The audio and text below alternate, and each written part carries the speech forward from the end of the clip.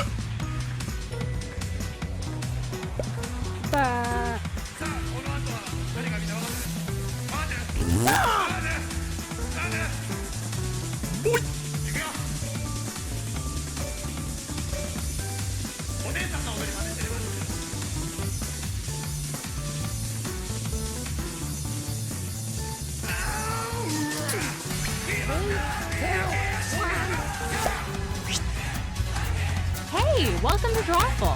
8 players, that's awesome. You're probably talking over me right now, but I'm excited. Let's have some fun. All right, if you look at your devices right now, you should see a secret prompt just for you. Weird stuff. Like Frat Bros or Mad Max Fury Road cosplay. Draw a picture on your device that would have that title, and when you're done, hit send. You'll get points for each player that can correctly guess your title. So, have fun!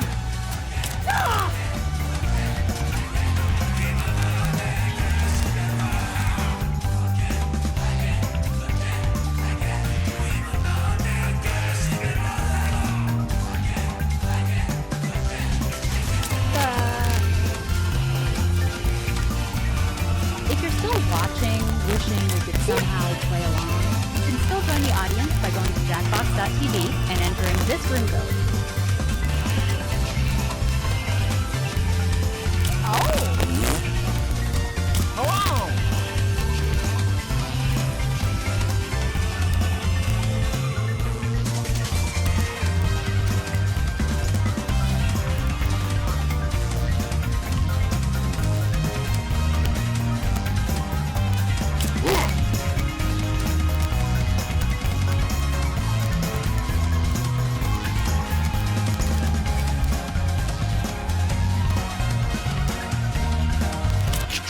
Okay, let's take a look at your artwork.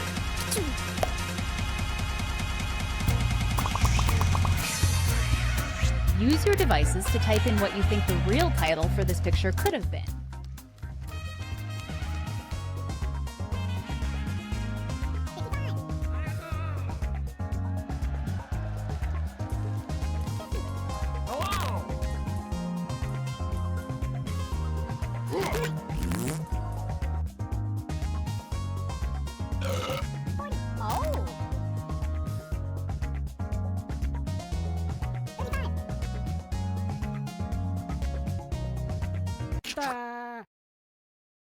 Here are your choices. Try to pick the real title and avoid all the garbage everyone else typed in.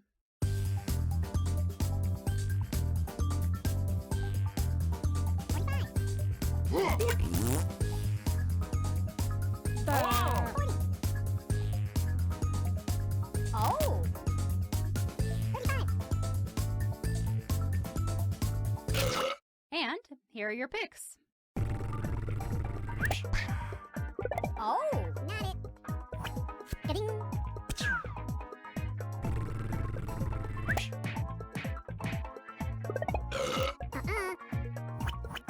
Getting.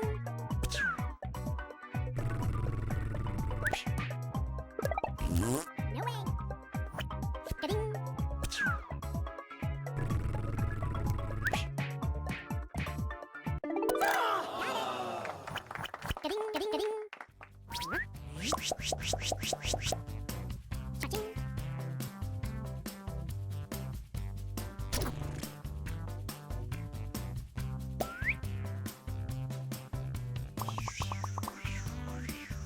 And now, another drawing. Type in a title now.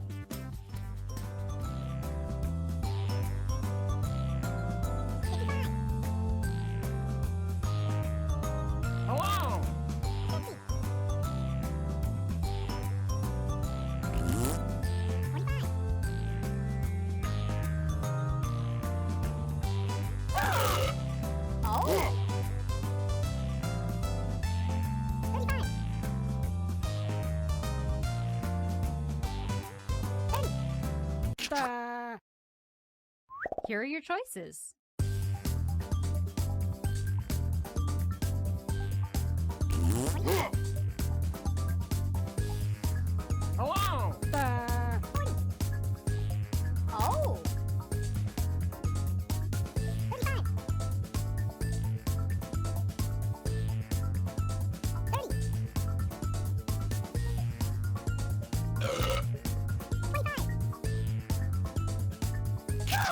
And here are your picks. Nuts.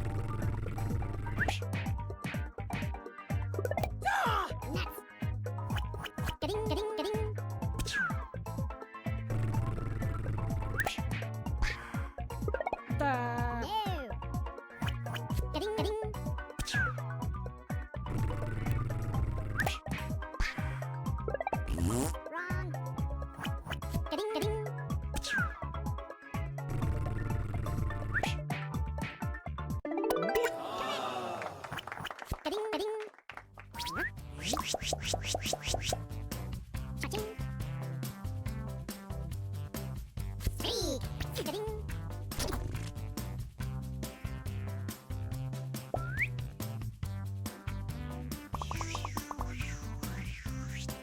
right, let's do another one.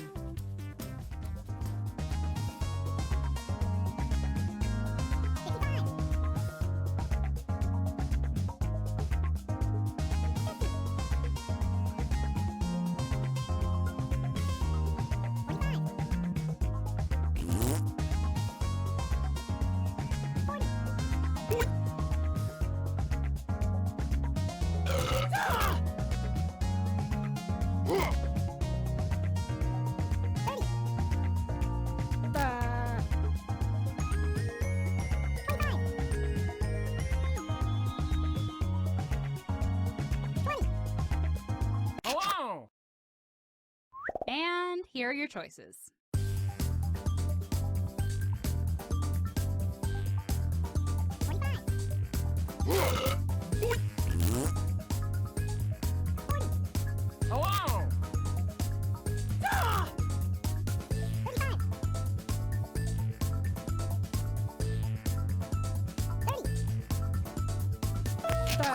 And here are your picks. No, sir. Ga-ding, ga-ding.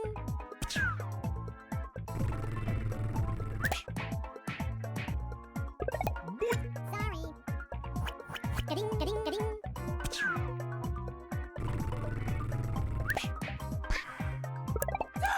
Nuh-uh.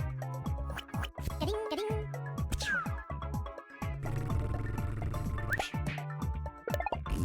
No. Ga-ding.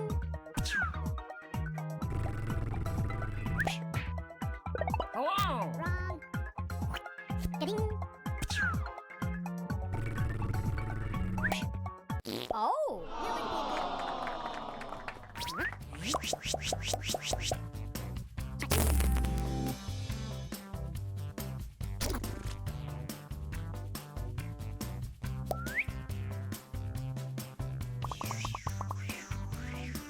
And now, this one.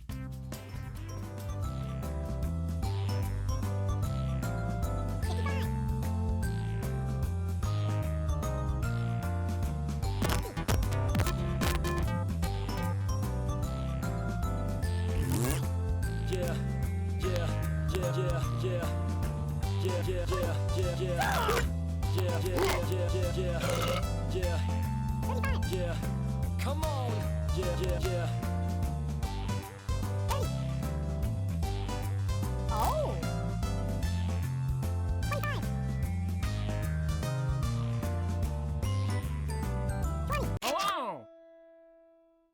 Okay, here are your choices.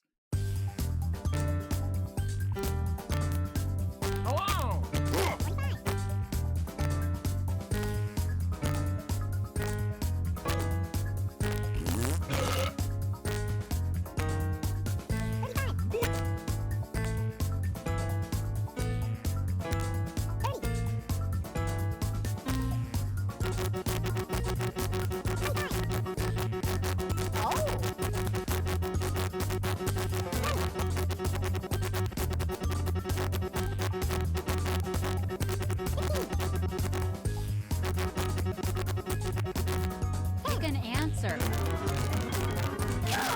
Let's see what people picked. Oh. No way. Ga-ding, ga-ding.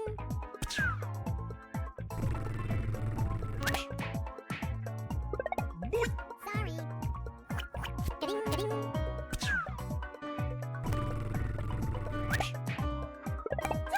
Not it.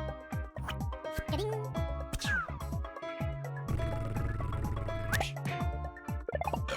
No, sir. Ga-ding.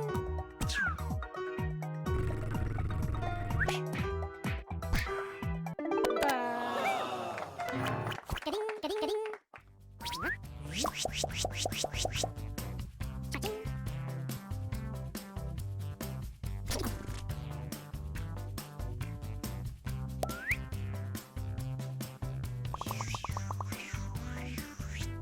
Let's take a look at our next drawing.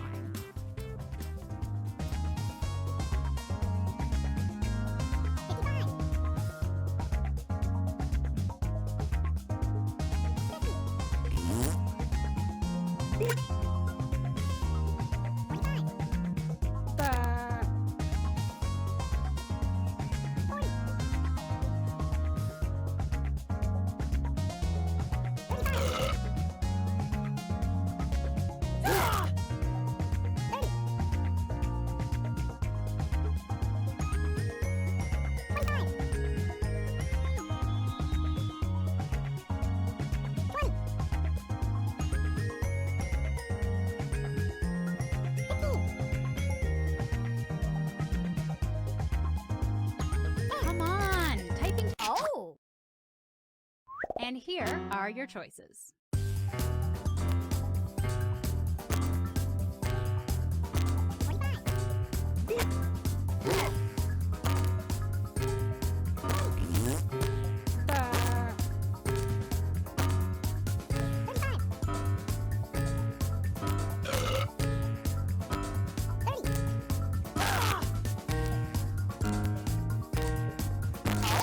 Okay, who picked what?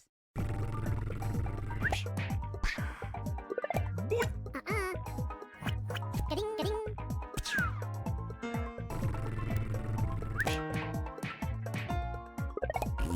Next. Ka-ding, ka-ding, ka-ding.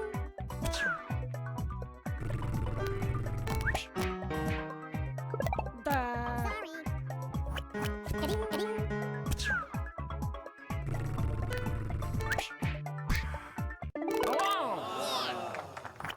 Ka-ding, ka-ding. Cha-ching.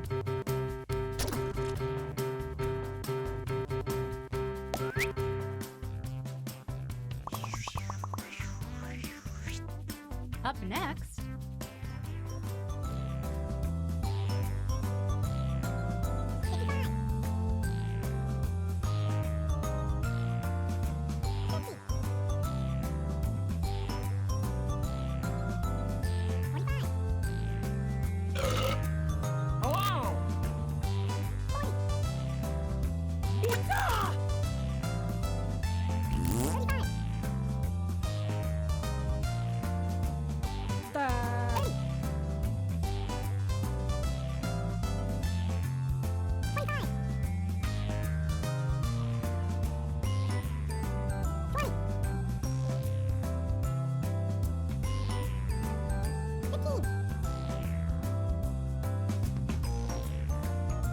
quick, type in anything. Oh! Here are your choices.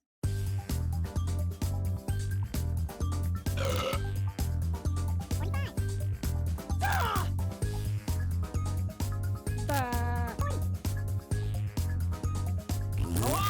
Oh! 35. 30. And here are your picks. Not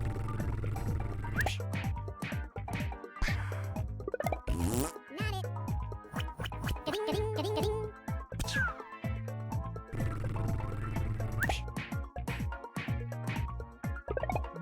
Wrong. Ka-ding, ka-ding, ka-ding, ka-ding.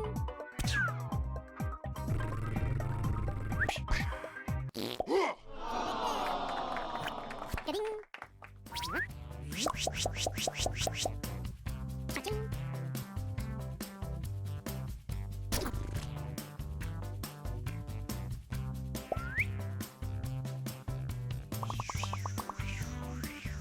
Let's take a look at our next drawing.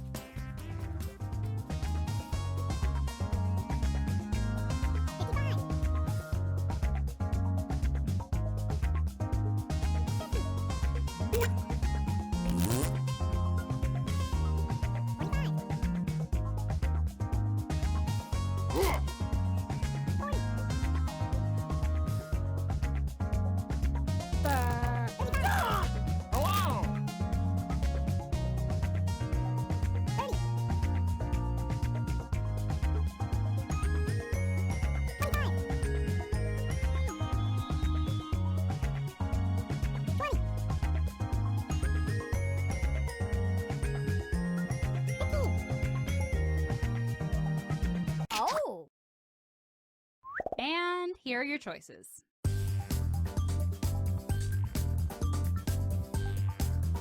25. Oh!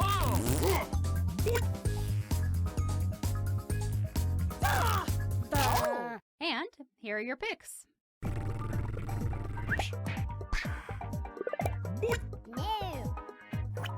Ka-ding, ka-ding.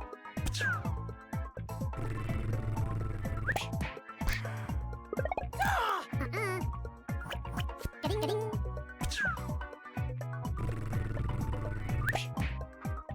Oh, nuh-uh. Ka-ding.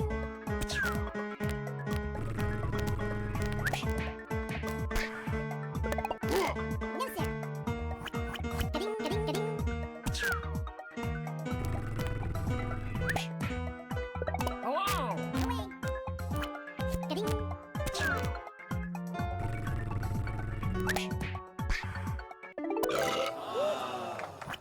Getting. Touching.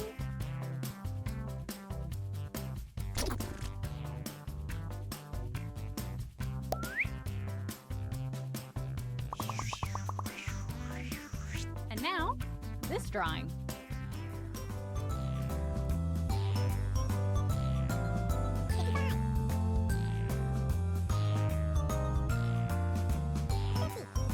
Hello!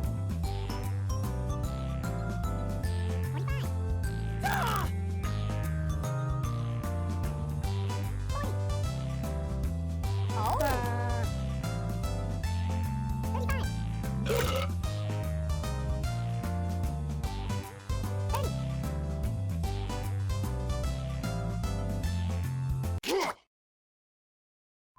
Okay, here are your choices.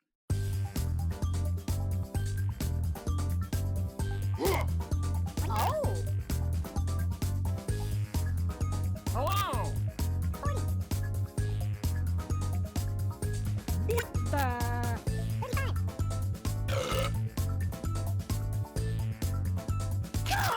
And here are your picks. Nuts. Getting.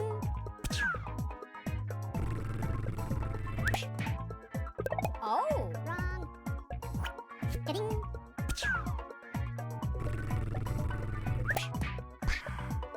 Hello! No. Getting.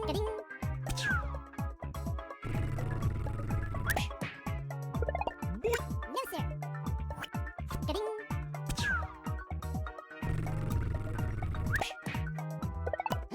Not it. Getting.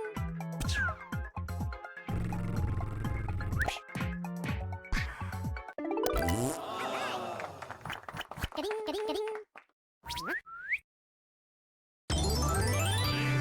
Oh! Hello! Ah!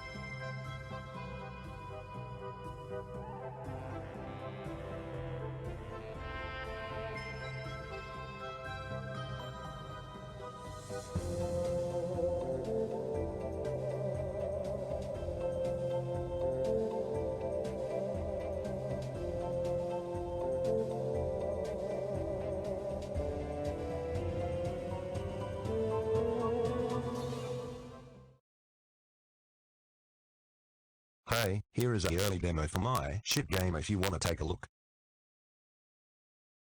Hey, here is a early demo for my shit game if you wanna take a look. Hey, here is a early demo for my shit game if you wanna take a look.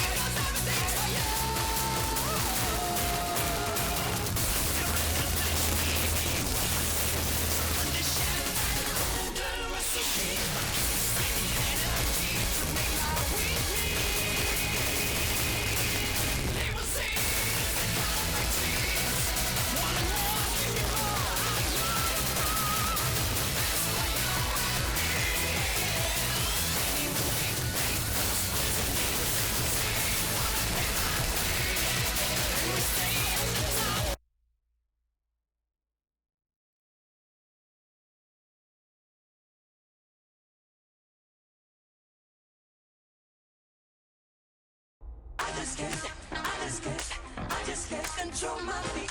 I just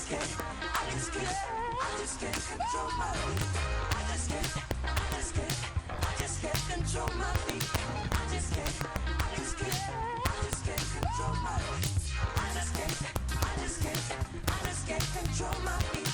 I just can't control my feet. I just can't control my feet. I just can't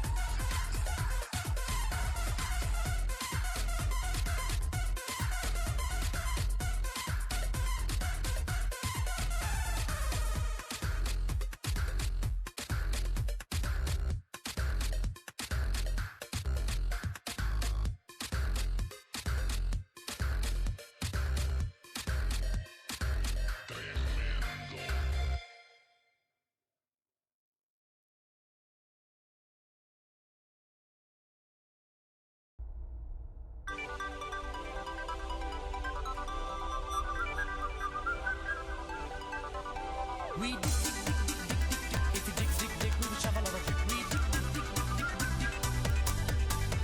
We dig, dig, dig, dig, dig, dig, dig. If you dig, dig, dig, we will shovel our dig. We dig, dig, dig, dig, dig, dig, dig.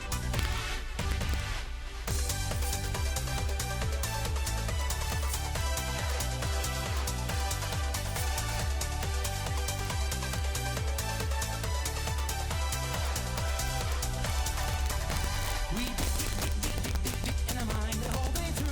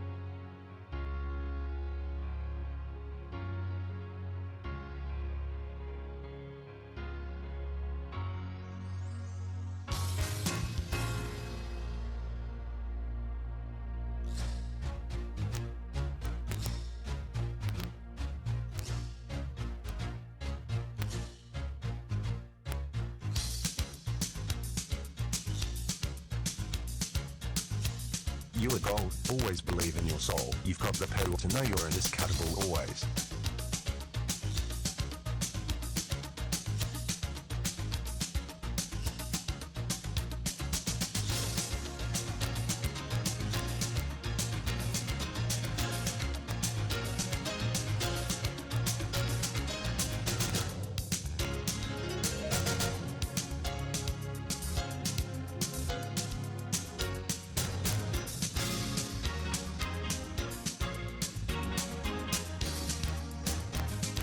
You are gold, always believe in your soul. You've got the power to know you're indescribable always.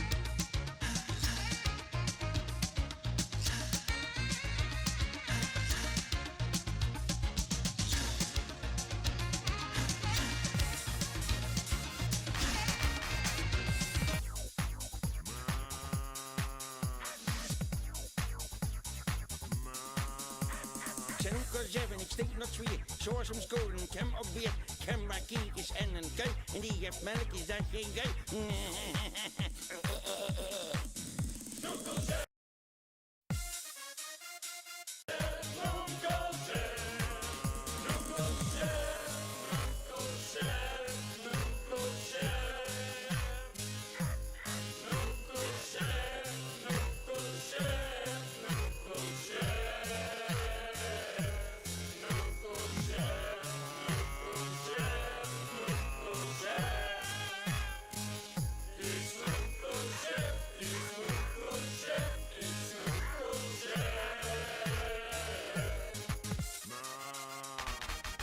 Grejes door van volle mond, die stoer, dat knikt, daar speelt erom. En bieden door is niet zo goed, weet nou waar ik er dan mee doe. Pak ze vast, ik draai ze op en ik gooi ze in een kuierdrop.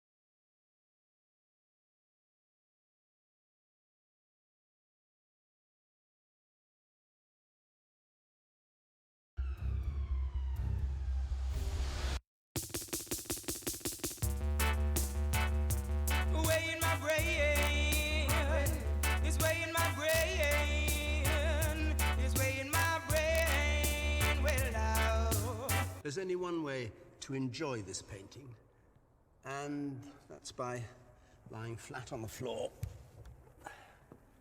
and seeing it as it should be seen. Ah, that's better. What's most striking is how vivid the colours are. These reds and blues and beautiful green. A dance is the devil's procession, and he that entereth into the dance entereth into his possession.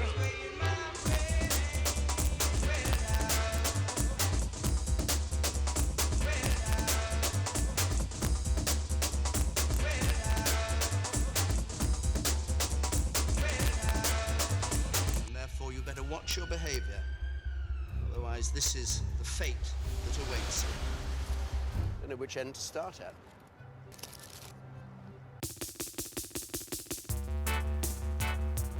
Way in my brain, it's way in my brain, it's way in my brain, well now.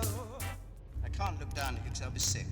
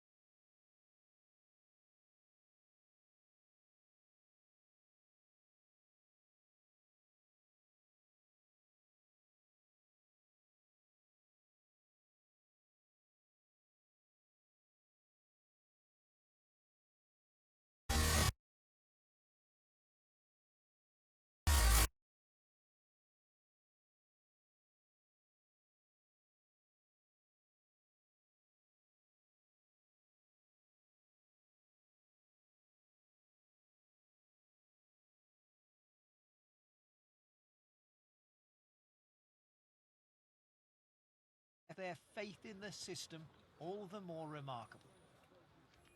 We're just a few blocks away from the People's Congress, but the reality made plain here is very different indeed. For those who need political representation the most, this is a system marked by suspicion, surveillance and control. John Sudworth, BBC News, Beijing.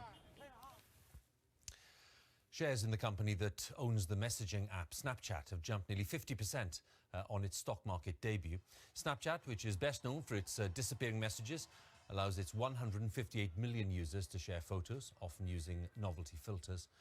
But it's never made a profit as a business. Let's talk to our technology correspondent, Rory Ketlin-Jones. I suppose the question is, why is a company that does make a profit the target of all this attention? It is extraordinary, Hugh. Yeah, the shares had been massively oversubscribed, apparently with big investors terrified of missing out on the next big thing. So the young founders were already billionaires on paper even before trading opened. It opened on the New York Stock Exchange, and within a couple of hours, the shares were trading at a price of $25.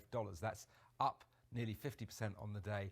And even at the opening price, $17, the company was valued then at an extraordinary $25 billion. All the more extraordinary when you think that it's never made any money. In fact, last year it made a loss of $515 million.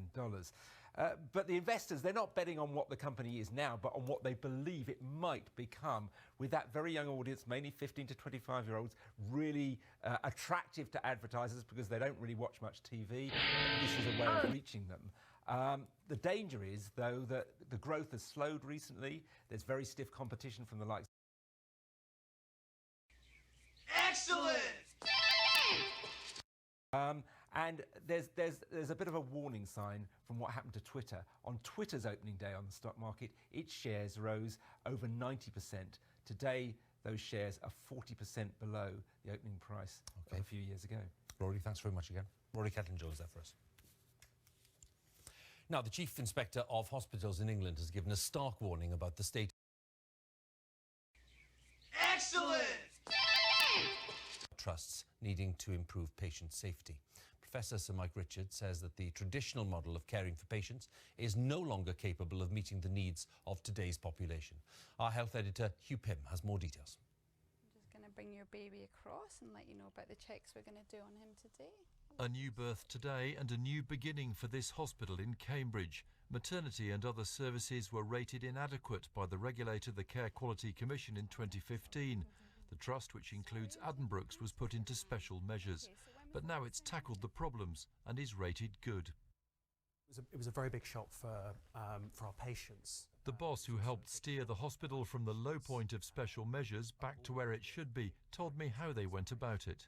The wider leadership team invested a huge amount of their time, in some cases well over 2 days a week, in going out into frontline clinical areas and talking to staff and listening to them and listening to patients about what needed to improve in the organisation.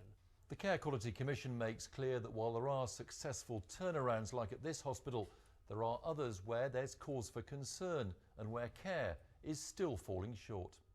The CQC report said across major hospital trusts in England, 68% were rated as inadequate or needing improvement. 81% were said to need to improve safety, but 93% were praised for the caring attitude of staff. But those ratings were done before this winter's extreme pressures in hospitals, and the CQC says the whole system needs a complete overhaul. Of course I have concerns about what's been happening, and I think we need to take a long look at that to see what more can be done in terms of improving the acute care model from emergency admission through the hospital through to discharge. So we need to look across the country at all of those things, but some hospitals are managing it better than others. The system as a whole is under strain, but for some hospitals the mood is more relaxed. Those who, having had a bad inspection, have turned things around and got high marks for patient care. Hugh Pym, BBC News.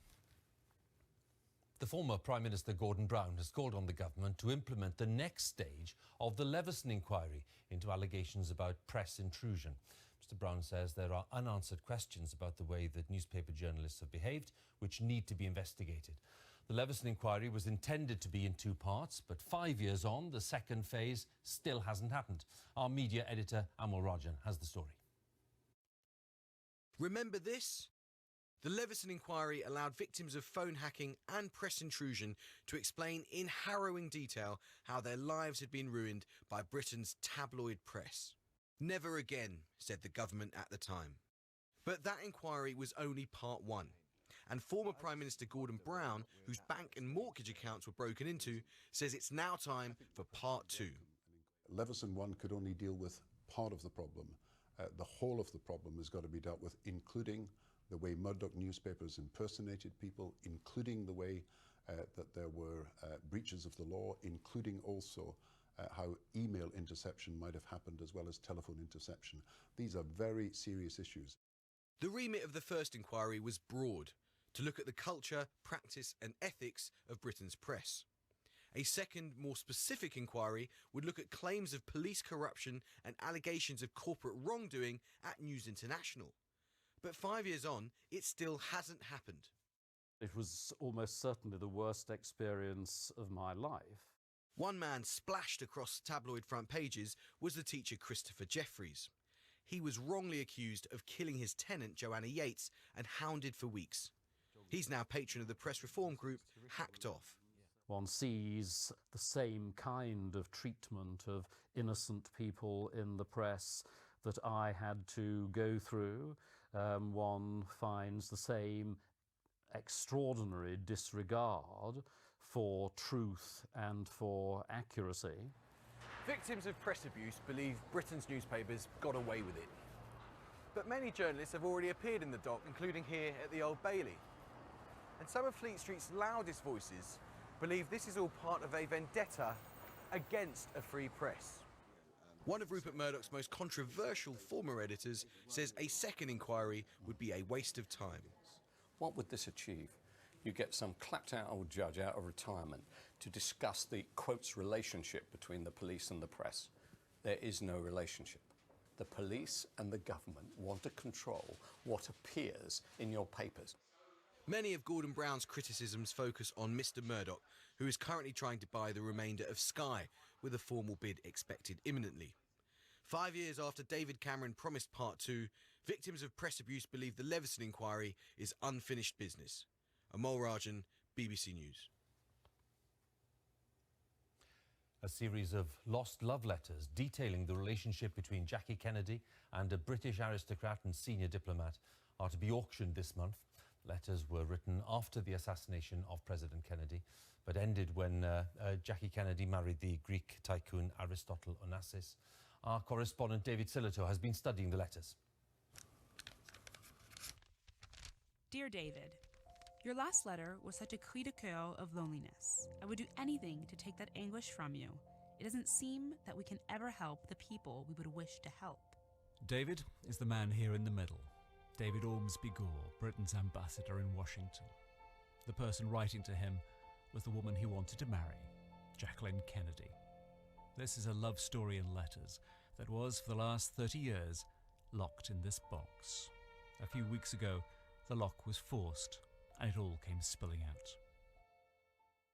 This was a man who was close to the Kennedys, a confidant inside the White House. David Ormsby Gore had known Jack Kennedy for many years. He was more than just an ambassador, he was a friend. The story of this glamorous golden couple and the tragedy of the assassination shook the world. These letters reveal the private story, how when David Ormsby Gore lost his own wife, romance blossomed. But his heart was broken when Jackie left him for Aristotle Onassis. One letter from 1968 says it all. He writes about their plans for a marriage, a possible secret marriage. All that, he says, has become irrelevant trash. As for your photograph, he says, I weep when I look at it. Why do such agonizing things have to happen? We also have Jackie Kennedy's response to that letter. She writes back to him painfully on Aristotle Onassis's own stationery from his yacht, and with a Greek stamp on the envelope, and says, no, you know, it's not that bad really, you know, I'll always love you and we'll always have something special together. But I don't know how much that placated him. David Ormsby Gore died 32 years ago. No one knew what was in the box. There wasn't even a key. These letters are a fascinating glimpse into the world of the White House, the Kennedys, and a romance bound by grief. Have shared so many lives and deaths and hopes and pain. We will share them forever and be forever bound together by them. David Sillito, BBC News. Now, before we go, time for an update on our main story tonight, the pressure on the US Attorney General Jeff Sessions, who's been accused of lying about his contact with Russian officials during the election campaign, and his announcement tonight that he'll not be involved in the official investigation into claims of Russian interference in the US presidential election. Let's go live to the White House. Our North America editor, John Sopel, is there. This statement by Mr. Sessions tonight, John, has he done enough, do you think, to answer his critics? I think on the Republican side, they're sincerely hoping so. That is what they wanted. They wanted him to say, I'm not going to have any part in any investigation overseeing it into whether the Russians interfered in the election. The Republicans have got that.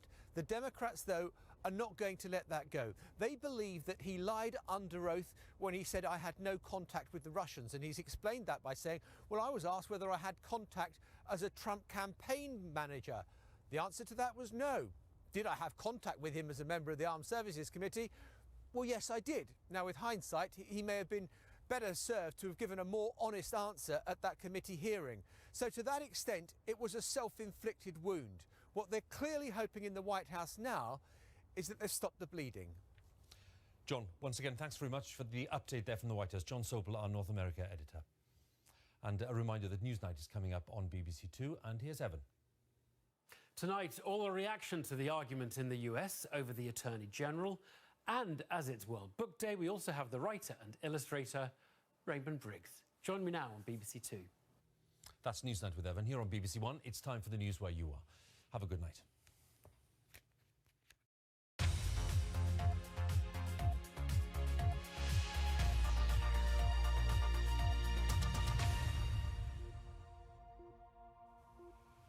Good evening. Excellent! BBC London exposed for being behind what's described as the largest job scam in London to date is still defrauding Londoners out of thousands of pounds. John Phillips promises job seekers and the unemployed well-paid jobs which don't actually exist. Several months ago, we uncovered his scam, but he's managed to escape justice and continues to make money from his crime. This exclusive report is from Guy Lynn. What do you have to say to them, Mr. Phillips? I have no answer. I don't know what you're talking about. This was a criminal we tracked down last October, ripping off hundreds of Londoners. Now we've discovered he's still up to his old tricks. John Phillips. John Phillips, fraudster and thief, who we exposed conning job seekers like these with fake jobs for a fee. I got scammed really bad and I lost £480. I never got my money back. 4 months ago, we went undercover, posing as a job seeker, to see how Phillips preyed on those who posted CVs on job websites. He told us he was the manager of a large HR company and offered a full-time job. I have HR, pays $24,000. That role is 9 to 5, Monday to Friday. To start work, applicants had to pay him upfront fees of hundreds of pounds for a bogus job. Part of then doing the work for him involved bringing in others who were also looking for jobs.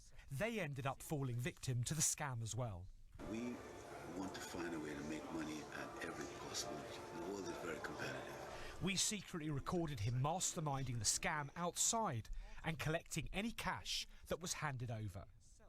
I don't know what you're talking about. You don't know what we're talking about? Well, we've been recording you over the last few months. Phillips was exposed on the BBC in October.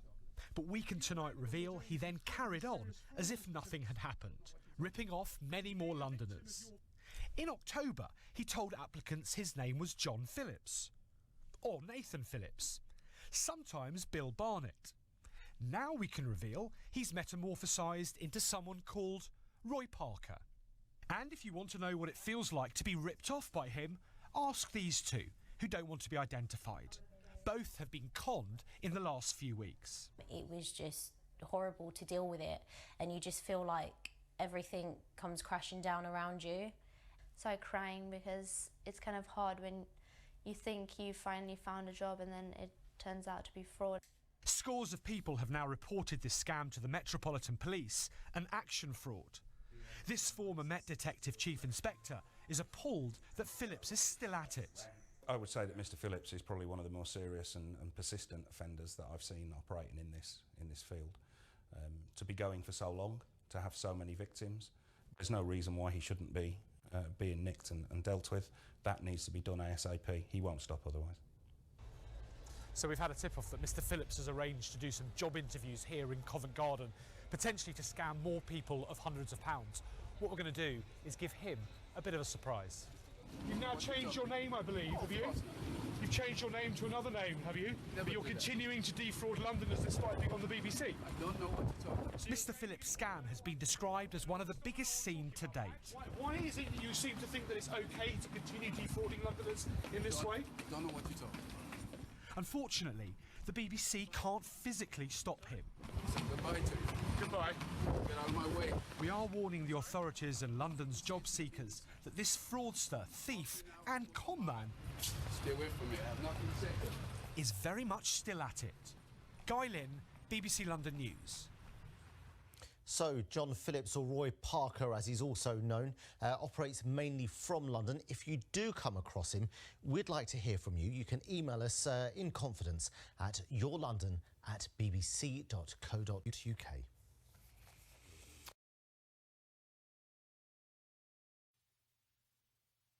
Well, other news now, and an 80-year-old woman has been found murdered in a garage in an allotment where she worked in northwest London. Leah Adrisuyoko was discovered in a lockup on Tuesday. Yvonne Hall has more details.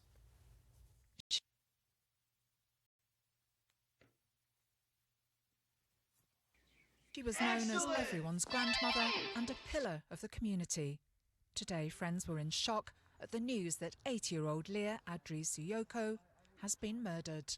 We just grow things, and she was a manager. When you need something, you go to her, and she's just a lovely lady, you know. She's sort of shaky inside.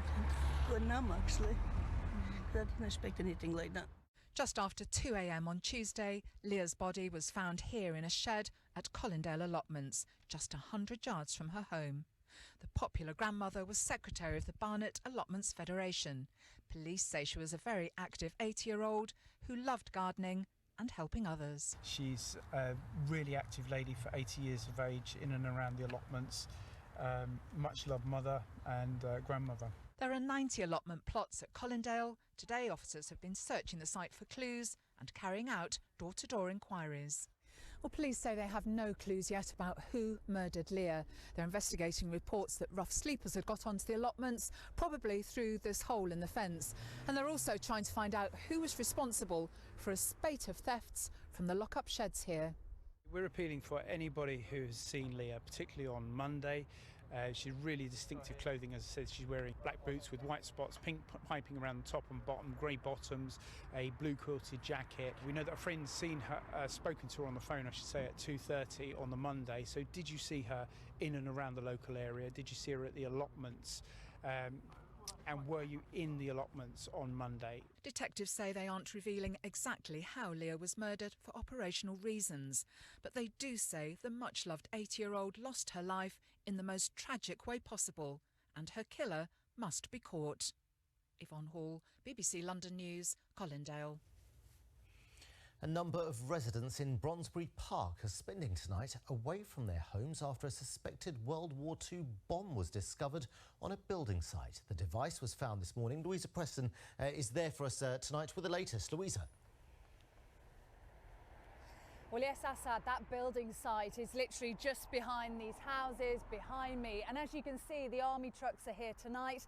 They are on site right now trying to make that bomb safe. And as you can see, this is an extremely residential area, and all of the homes in this cordon have been evacuated today. Many people have been asked to leave their homes. Some of them were allowed back in this evening to collect belongings, but most of them are out and spending the evening in hotels and B&Bs. The council has actually set up a refuge centre for some of those residents, and earlier I spoke to some of them. We do live in London. It did get bombed heavily. These things do happen, so they are dealing with it safely. It's just right now it's inconveniencing me massively. I mean, I understand, you know, it's for security purposes, but it's just annoying because I leave there, I'm working tomorrow, and now they're talking about accommodations. I just come off a 30-hour flight from New Zealand, so was quite keen to sleep in my own bed, to be honest. So, Louisa, this is a World War II bomb. What else do we know about the device?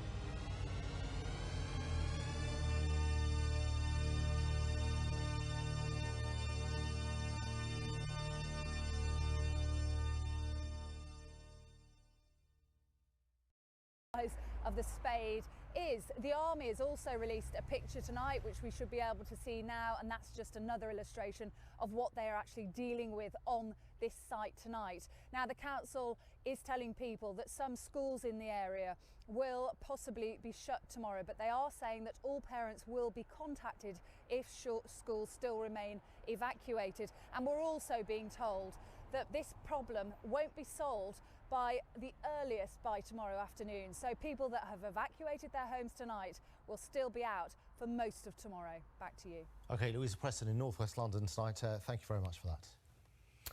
Inspectors have criticised the Metropolitan Police for failing vulnerable people, particularly children, at risk of sexual abuse. Her Majesty's Inspectorate of Constabulary published a scathing report into policing in England and Wales, and it told the Met it requires improvement. Well, the force is short of 700 detectives, but today senior officers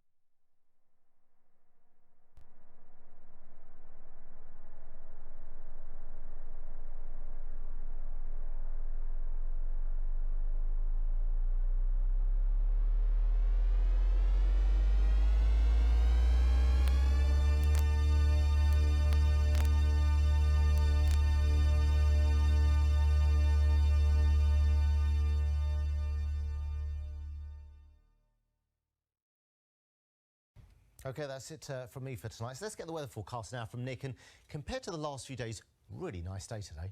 And it won't be tomorrow.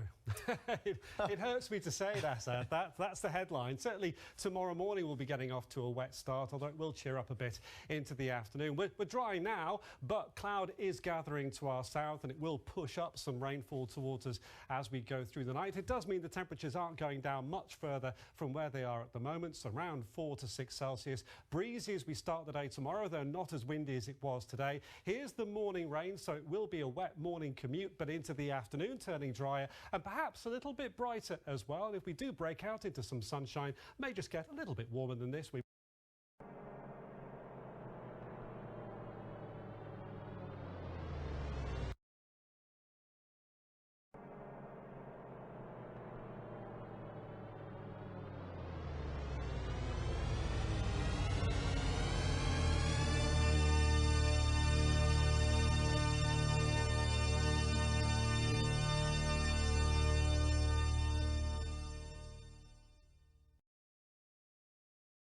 Today was not such a bad day for large swathes of the UK, and through this evening, as the sun was setting and the moon was putting in appearance, this lovely scene was captured by one of our weather watchers in the Highlands of Scotland.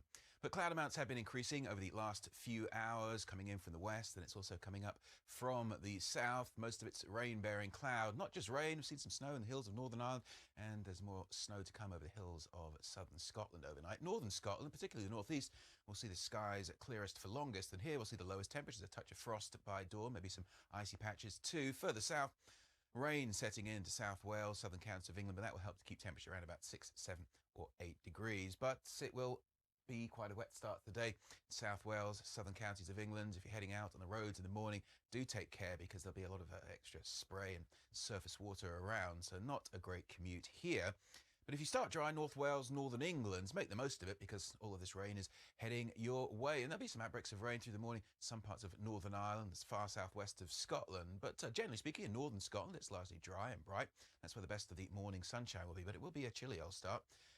It may turn a bit hazy, that sunshine in Northern Scotland through the day, but slight winds and a dry and bright day. It looks pretty good for the most part. There's that rain, though, moving its way up into the North Midlands, Northern England by the afternoon, and further rain in Northern Ireland.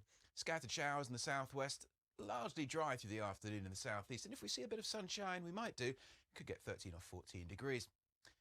Keep the brollies handy though as you head on into the weekend, because there's plenty of rain in the forecast. And just looking away towards the south on Saturday again, plenty of rain across France. This area of low pressure heading towards the Alps, and that's going to bring some very significant snowfall. Over a metre is expected, but that will be blowing around this weekend. Lovely spring conditions as those winds ease into the following week. But it's a pretty wet start to the weekend for the eastern side of Scotland, Northern Ireland. Western Scotland will see some rain as well, as will the eastern side of England. So not a particularly pretty picture for the start of the weekend. There'll be sunny spells and a few showers in the southwestern corner, and I suspect on the whole it will feel on the cool side. Some heavy rain on Sunday as well. Looks like that'll be across Wales, through the Midlands, and eventually towards the southeastern corner. In comparison, across northern England, Scotland, Northern Ireland, it looks a good deal drier, not much brighter, but there is a lot going on. You can keep up to date with all the details online. Good night. Next, Bedford's the place as the audience asks the questions. BBC Music celebrates the 90s, seen through the eyes of the fans and the stars. This is the era of the Super Club. We were all travelling the length and breadth of Britain every Saturday and going supporting our club. Being a rock band that makes people dance is actually quite rare. Mid-90s, music, fashion, culture. It was just a fantastic place to be. Excellent! More music with my generation across the BBC with the 90s season, beginning with the People's History of Pop, next Friday at 9 on BBC4. Join us tonight for this week's Soft Coup with revolutionaries Michael Portillo and Liz Kendall, American infiltrator James Rubin, Scottish agitator Alex Salmond, and anarchic DJ David Ramjam Rodigan. That's this week, BBC One after Question Time. Newsnight, watch your back. When the Prime Minister packs her bags for Brussels, how hard is it going to be? Is she ready? Is the country ready to do the deal? Laura Kunsberg looks ahead to what the Brexit negotiation might mean for Britain. Brexit, Britain's biggest deal. Thursday at 9 on BBC Two.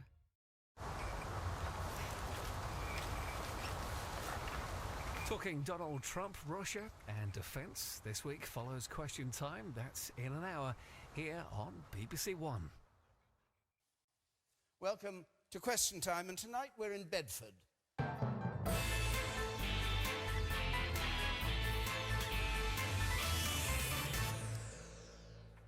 Good, so here we are with our panel, the first female Lord Chancellor in a 1,000-year history, and the Justice Secretary, Liz Truss, the Labour MP who resigned from the Shadow Cabinet, refusing to vote for Article 50, Dawn Butler, the former Liberal Democrat leader, now in the House of Lords, Mingus Campbell, the Mail on Sunday columnist Peter Hitchens, and the guitarist from Bombay Bicycle Club, whose campaign for young people to get a Brexit to suit them has over a quarter of a million, I should say, supporters. Jamie McCall. Excellent!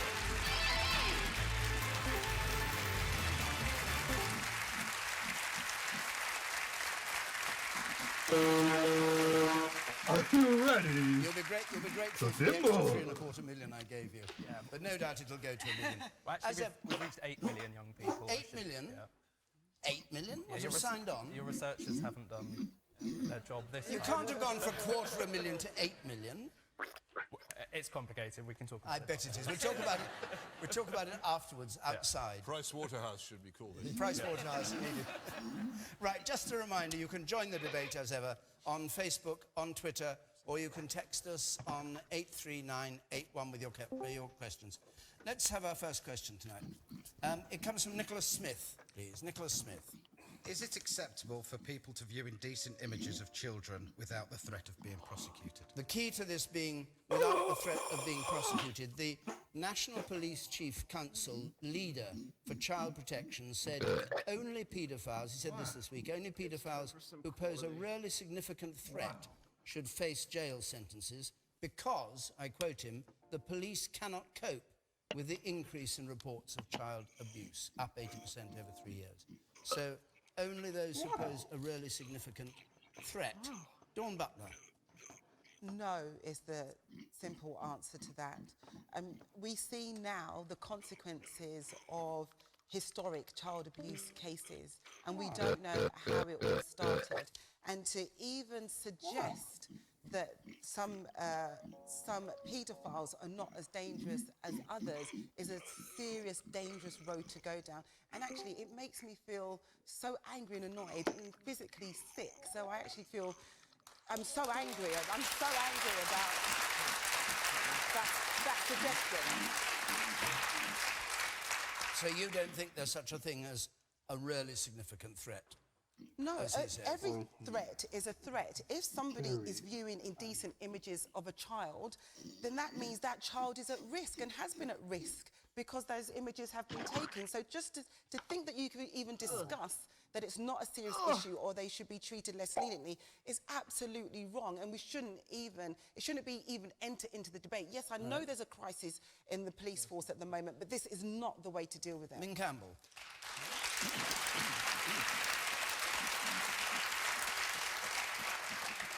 Well, there's most certainly a crisis in police forces. Perhaps we might come to talk about that later. But it seems to me right at the very heart of this is the question of how you assess risk. And the extent, if it's a risk, then of course that means that your assessment could be wrong. And it seems to me against the background of a week in which the long-awaited inquiry into paedophilia actually began taking public evidence, that to make a suggestion of this kind is unacceptable. It's ill-timed. It may reflect the fact that the police are overworked, but there's a way of dealing with that, and that's by giving them more resources.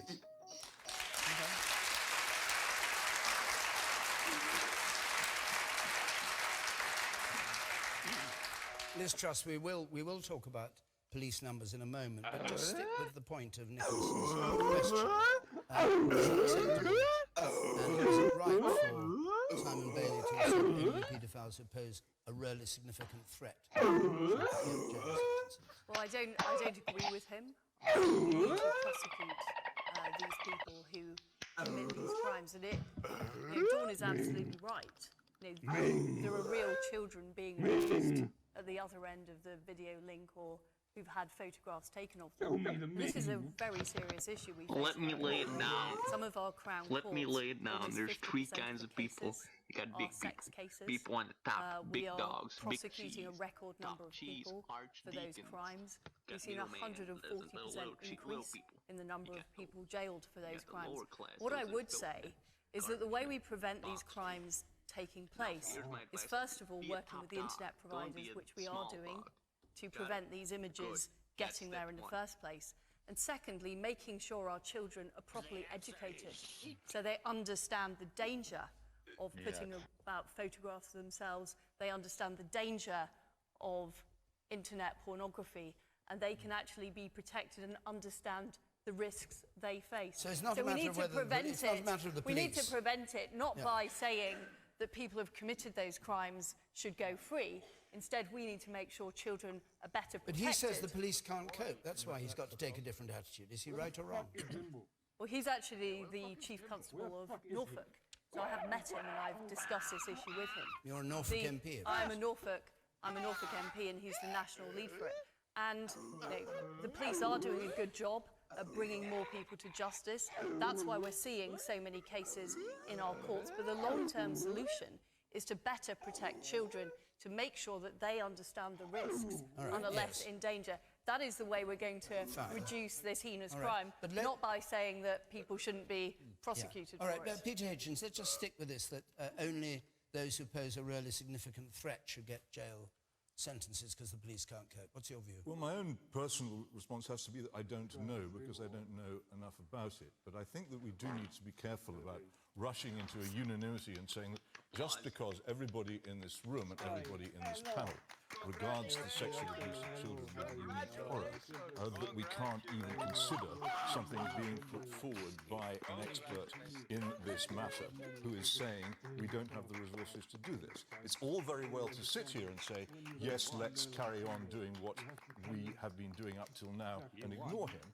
But actually, in truth, you may well find that those who sat here and said this will, in years to come, because the resources are not there, will fail to do that. But I know it's child abuse. That's what, and that is the point that I've just made. that it is something we all regard with horror. There are lots of things we regard with horror as well, which are also not, I have to say, being particularly adequately prosecuted or pursued by the law enforcement systems of this country. But the point is this: if you're going to say loudly, we mustn't do anything, I think you should be careful that people in 4 or 5 years' time, when they look at your performance in government, don't find that you have, in fact, done precisely what this Chief Constable is recommending. It's all very well being publicly, fashionably militant about a subject, but it doesn't necessarily solve the problem of whether you've got enough resources to do it. And I think, in all honesty, I have to say that because I'm sick of hearing people piling in and saying what they hope everyone will approve of them saying. Jamie McCall. Well, I'm going to agree with Peter, which I didn't think I would do very often tonight. And I agree, it's a question of resources, I think.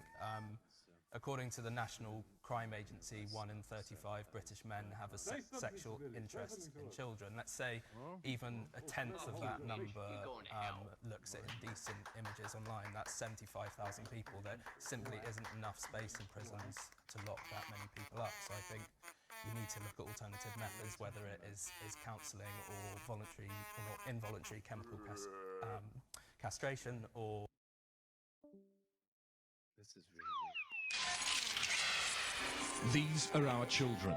They skip down our streets, but the paedophile is waiting.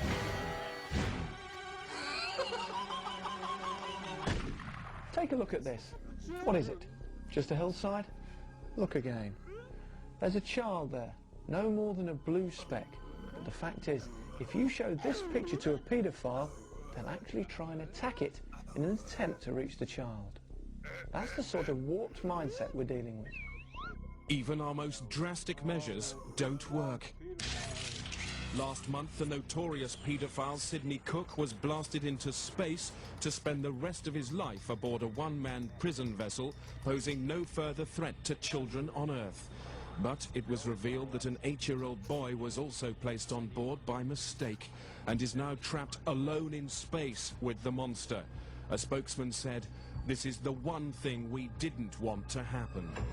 Why can we no longer think of the British Isles without the word pedof in front of them?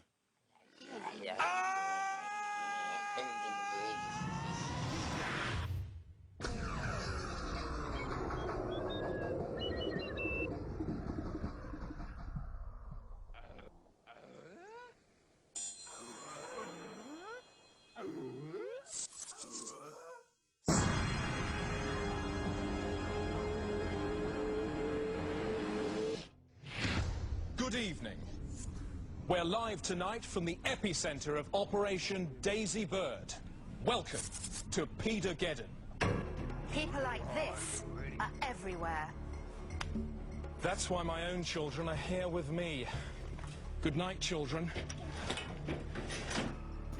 They're safe tonight. Are yours? I doubt it. That's why we've taken over every major stadium in the country.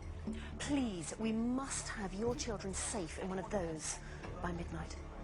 They're already filling up nicely, and that's a check-in area in Cardiff. And you can see clowns there fitting children with anti-paedophile canisters. Those canisters can be remotely activated if the child goes missing. They put off paedophiles by spraying the child with 8 litres of pressurised sewerage. We're after your help too. Security footage of a paedophile disguised as a school. He's been getting away with it in Sheffield for 12 years. Do you know him? Have you seen him? Please call. Yes, we must catch that man. He really is a shit. But let's start with a look at how the paedophile problem has grown over the years. Victorian Britain. This man is having sex with a 10-year-old girl. In our reconstruction, she's played by a 25-year-old woman. The breasts are inaccurate. A child's breasts are small. The nipples, much like those of a boy.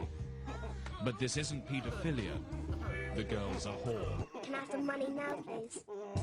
In the 1950s, a national questionnaire explained exactly what a paedophile was. Each man in Britain was asked if he thought he was one. 92% said yes. 1969 and the summer of Pan saw thousands of young paedophiles party without shame in parks and fields. And as late as 1973, people still thought nothing of hits like Playground Bangaround. Turning right inside, turn little boy on the slide, little girl on the swing. As I sing the whole thing. Playground Bangaround, little boy, girl, Playground Bangaround, little girl. But today, the number of children having sex with adults is beyond belief. If you define a child as anyone under 30, the figure is over 86%. Institutional paedophilia spreads wide rife. So what measures did you take to ensure this man wouldn't offend again? We invited a 10-year-old boy into the room and we asked the man, "Are you attracted to this boy?" And he said no. And you believed him? Yes. Even though on that occasion he put his hand down the boy's trousers? He was trying to save the boy from a fly. We have become a people confused. Dear sir, I am a paedophile. Please can I have sex with this 3-year-old girl now that she's 21? No way. You should be in a mental asylum. A large crowd has gathered outside Dredgemore Prison tonight to protest against tomorrow's planned release of the notorious paedophile. That is the performance of the Bedfordshire Force versus the other ones, is because Theresa May, when she was Home Secretary, created the rating system so the public have that transparency, so people in Bedfordshire can say, and they can vote for their PCC, who is accountable for police in the area, and they can say, well, this isn't good enough, and actually other police forces are doing better. Can we look at what they're doing? Okay. You know, we've got 43 forces across the country, and places like Bedfordshire do need to look at what is going on elsewhere. Right. You, sir, in the third row. Then I come to you, Min Campbell. Yes. 43 forces. Do we need 43 forces? Bedfordshire is a small county. We're close to London. There's Hertfordshire and Buckinghamshire close by. Wouldn't it be a better use of resources if they were amalgamated? Okay. Well, I certainly, just in response to that, Norfolk and Suffolk... File, Jez North. Ted Moore has this there. Yes, and I don't know if you can sense the air of aggression here, but 10 minutes ago, we threw this crowd a dummy full of guts. It lasted just 8 seconds. This is very much a protest that swallowed a bomb and given the detonator to a monkey. What's that behind you, Ted? The giant, dressed as a girl, has been here all day. Thanks, Ted. So who is Jez North? In 1986, Jez North was convicted for multiple acts. We believe his story is actually too upsetting to transmit. We only do so tonight with that proviso. I drew pictures of him, and they were disgusting. His handwriting was definitely too big. I remember once he got his bum out.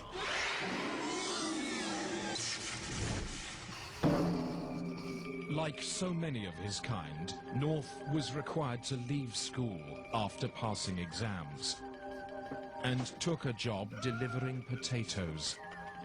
The perfect cover for a serial robe intruder.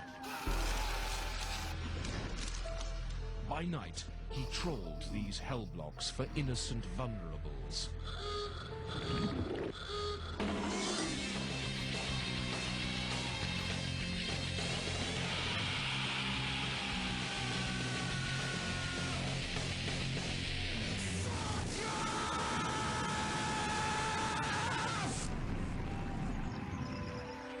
I recently met one of North's victims. She was in fact so upset she would only talk to us through her sister disguised as a plastic troll. She still can't really speak about it.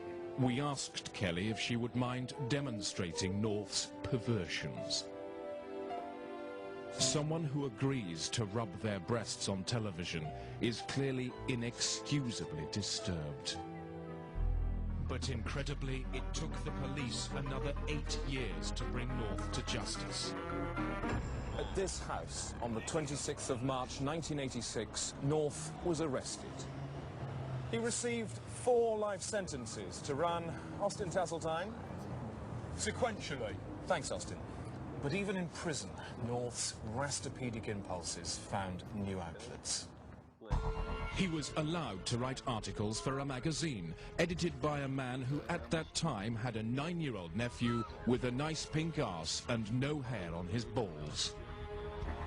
The orgy of sly-winking usury was only brought to an end by a stairwell nonce bashing, which left North brain-dead and quadraspazzed on a life glug.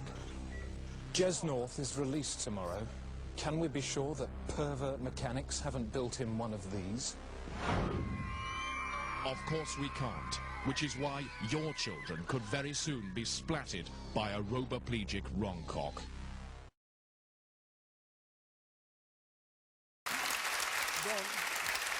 Dawn Butler. So the last lady just hit the nail on the head, if you like. If you make cuts to a service, it will affect the service. It will affect what happened in that service.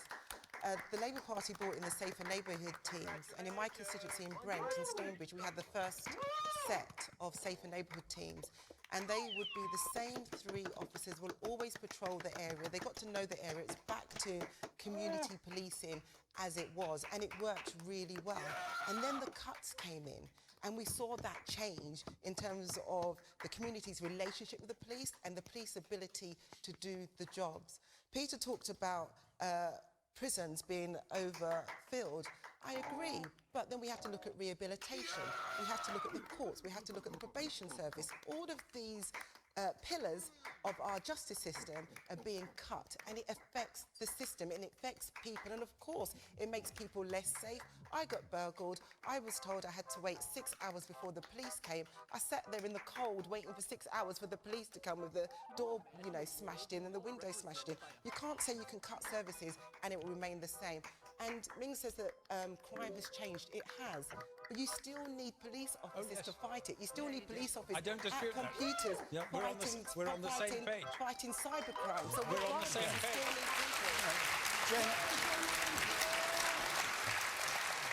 Jamie McCall. Well, I actually had a run-in with Bedfordshire Police on the way here. We shouldn't laugh because they did a very good job from what I could see.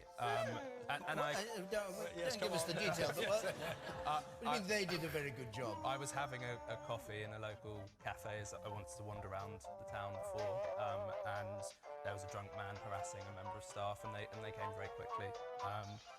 But you didn't have a run-in with them. No, I thought this was going to be an exciting moment of revelation.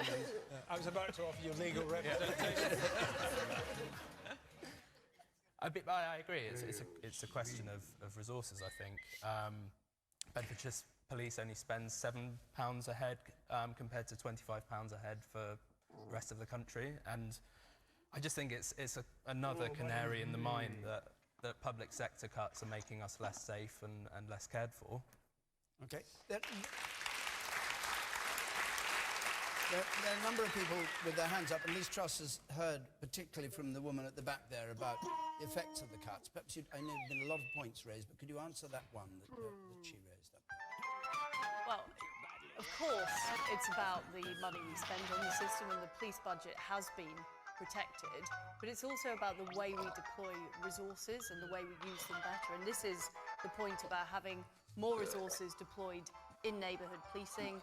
That is a decision for the local chief constable, and we do have very varying performance of police forces right across the country. I just also wanted to agree with the lady in the front who raised the issue of the victims of sexual crime. I think there's more we can do to help victims of sexual crime. One of the things I'm doing with the court service is making sure that child victims are able to be cross-examined pre-trial and not have to give evidence in open court, which I think can be very intimidating. Cuts out people that have suffered terribly before 1979. I don't understand how a day before October the 1st you weren't abused, even if you went through 10 years of childhood of abuse, but you are abused if you're so much as accosted by a postman walking along. I'm not being rude. I'm sure abuse is abuse on any level. I'm saying, please acknowledge the suffering that not just myself, but a lot of people in this country. If that safe rule isn't abolished, it doesn't acknowledge us. It's not about money. It's acknowledging. We don't want another slap in the face that what happened to us didn't matter. And I think... Can we... Sorry, I take that point. I just want... If you, as Justice Secretary, you heard what the woman at the back said about Bedfordshire and the police and the changes and all that. What's the one thing you would do positively to improve policing? You have a chance just to say in this country. Is it more money? Is it more police? What would you actually want to do? Well, of course, I'm responsible for the courts and prisons, and the Home Secretary is responsible for the police forces, but we work very closely together. And one of the things that I think is important is the criminal justice system works as a whole, and we work as much as possible to make sure we do things early. So one of the things we are working on is the police having more powers to intervene, to take steps before somebody has committed a serious crime. Likewise with the courts, which is what I was saying to Ming, is actually when a judge sees a less serious offence coming before them, I want to see more review processes so that somebody can come back again and again and actually see the same judge, and the judge's authority can help prevent further crimes being committed. So I think having people at the front line, whether those are police officers or whether they're judges or magistrates, can help people before they commit crimes that end up leading to prison. I think that is very important. I just want to try and sum up the whole point here. Quantity isn't everything. As I can tell you from very painful experience, if they give you the wrong antibiotic for a disease, it doesn't matter how much they give to you, it still won't make it better until they change the drug. Until they change the drug, nothing will happen. We're doing the wrong thing. What people want in this country is a presence of authority on the streets, preventing disorder and preventing crime. There isn't actually all that much, as I think Dawn probably knows, there isn't actually all that much that the police officer can do for you after a crime has been committed. He can't put your home back together after it's been burgled. What we want is for police to prevent them being burgled in the first place. Very quick. I've got to chair this, and we've got a lot of questions our audience wants to ask. Very quick point. Very quick. Don't be seduced by the idea that amalgamations always produce success. Scotland has created a single police force based in Edinburgh. As a result, local influence, which previously was very important, has literally been put to one side. There's an important relationship between the local community and those who police it. Don't believe that a large-scale amalgamation makes that any better. So, I'm sorry, if we went on for 2 hours, I'd take all the points, but I can't. We've only got an hour. And I have to say, we're going to be in Sunderland next week before we go on, and Bognor Regis the week after. If you'd like to come to Sunderland or Bognor Regis, the address is there on the screen. We've had lots of questions on our next topic as well. Heather Jones, you have the conch. Should EU citizens' right to live here be a bargaining chip? Should EU citizens' right to live here be a bargaining chip? Liz Truss. Well, we are absolutely clear that we want EU citizens to have the right to live here, but that has to be part of our negotiations with the European Union. It's going to be an early priority in the negotiations once we've triggered Article 50. But the issue is, at the moment that we have UK citizens living in Europe, we want to protect their interests as well. So they are a bargaining chip. It is part of the discussion that we are having with the European Union, absolutely. And that's also what the other countries in Europe want to discuss with us. It has to be a reciprocal arrangement, as many of the arrangements we have with the EU, whether it's about trade, whether it's about criminal justice, we have to find an agreement. And let me just clarify this. David, we are very confident we will get an agreement. You may be confident, but you're saying that 3 million EU nationals who live here in the UK are a bargaining chip with the EU. What I am saying is the status of EU nationals is, of course, part of the discussion, part of the reciprocal arrangements for when we leave the EU, as are our discussions about criminal justice. One of the things I'm involved in is discussions about family justice and custody arrangements. We're talking about EU citizens, but my point which was is the issue that Heather Jones asked about. We need to make sure that UK citizens who live in Europe are also protected. Would you agree? We're confident we can achieve a deal, David. Would you agree with Liam Fox that their status is one of the main cards in the negotiations? Are those words you would endorse? What I would say, in my own words, no, is that it's an important part of the discussion. All right, Peter Hitchens. Well, the European Union certainly regards British citizens on its territory as a bargaining chip, so I really don't see why we should be at all hesitant about returning the favour. So why not just say, yes, of course, everything's going to be a bargaining chip from now on. It's not particularly distressing to have to admit that these things are going on. We face a long period of extremely hard bargaining, and if we bargain soft, we'll lose, as you always do. So I really don't see why people are being so coy. I don't see why Liz Truss is being so coy about simply saying yes. The thing which annoys me about this is the behaviour of the House of Lords, and I just can't.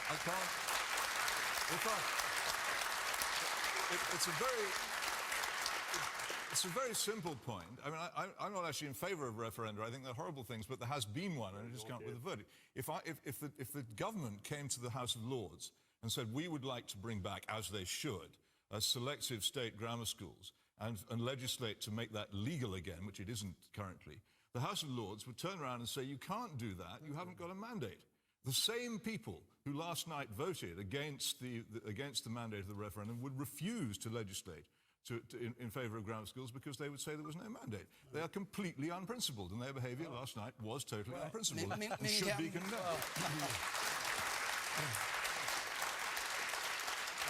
Ming Campbell, you are a member of the House of Lords. Indeed, you spoke in this debate, and you voted in this debate. Indeed.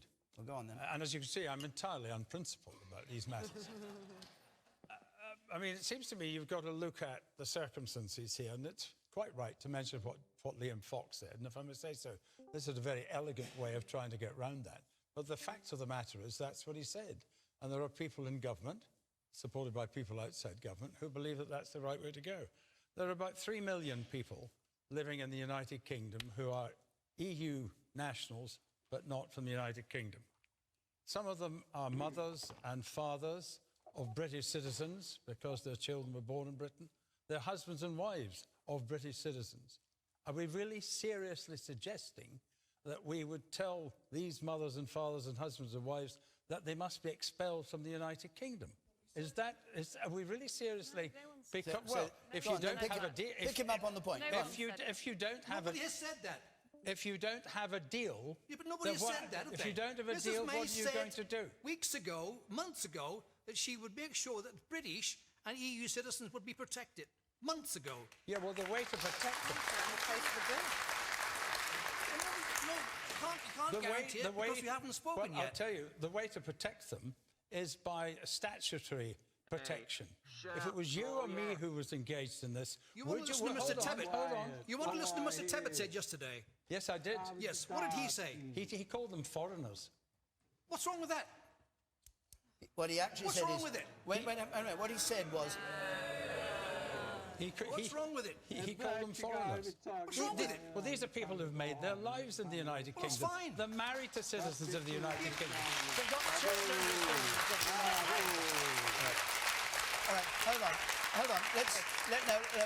Fair play here. Just don't go on interrupting. Make one point. Make your point, if you would. The point is this, that Mr. Tebbit said that you're all arguing about this, that, and the other because of the will of the people have made this choice. It wasn't Mrs. May who's had all this nonsense thrown at her. We voted to get out of the EU. Did you vote that people who were EU citizens but not United Kingdom citizens should be made to leave the United Kingdom?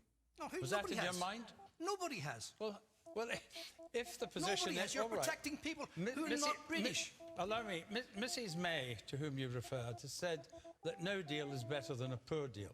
If there's no deal, what is the position going to be of those citizens of EU countries who are not citizens of the United Kingdom? All right.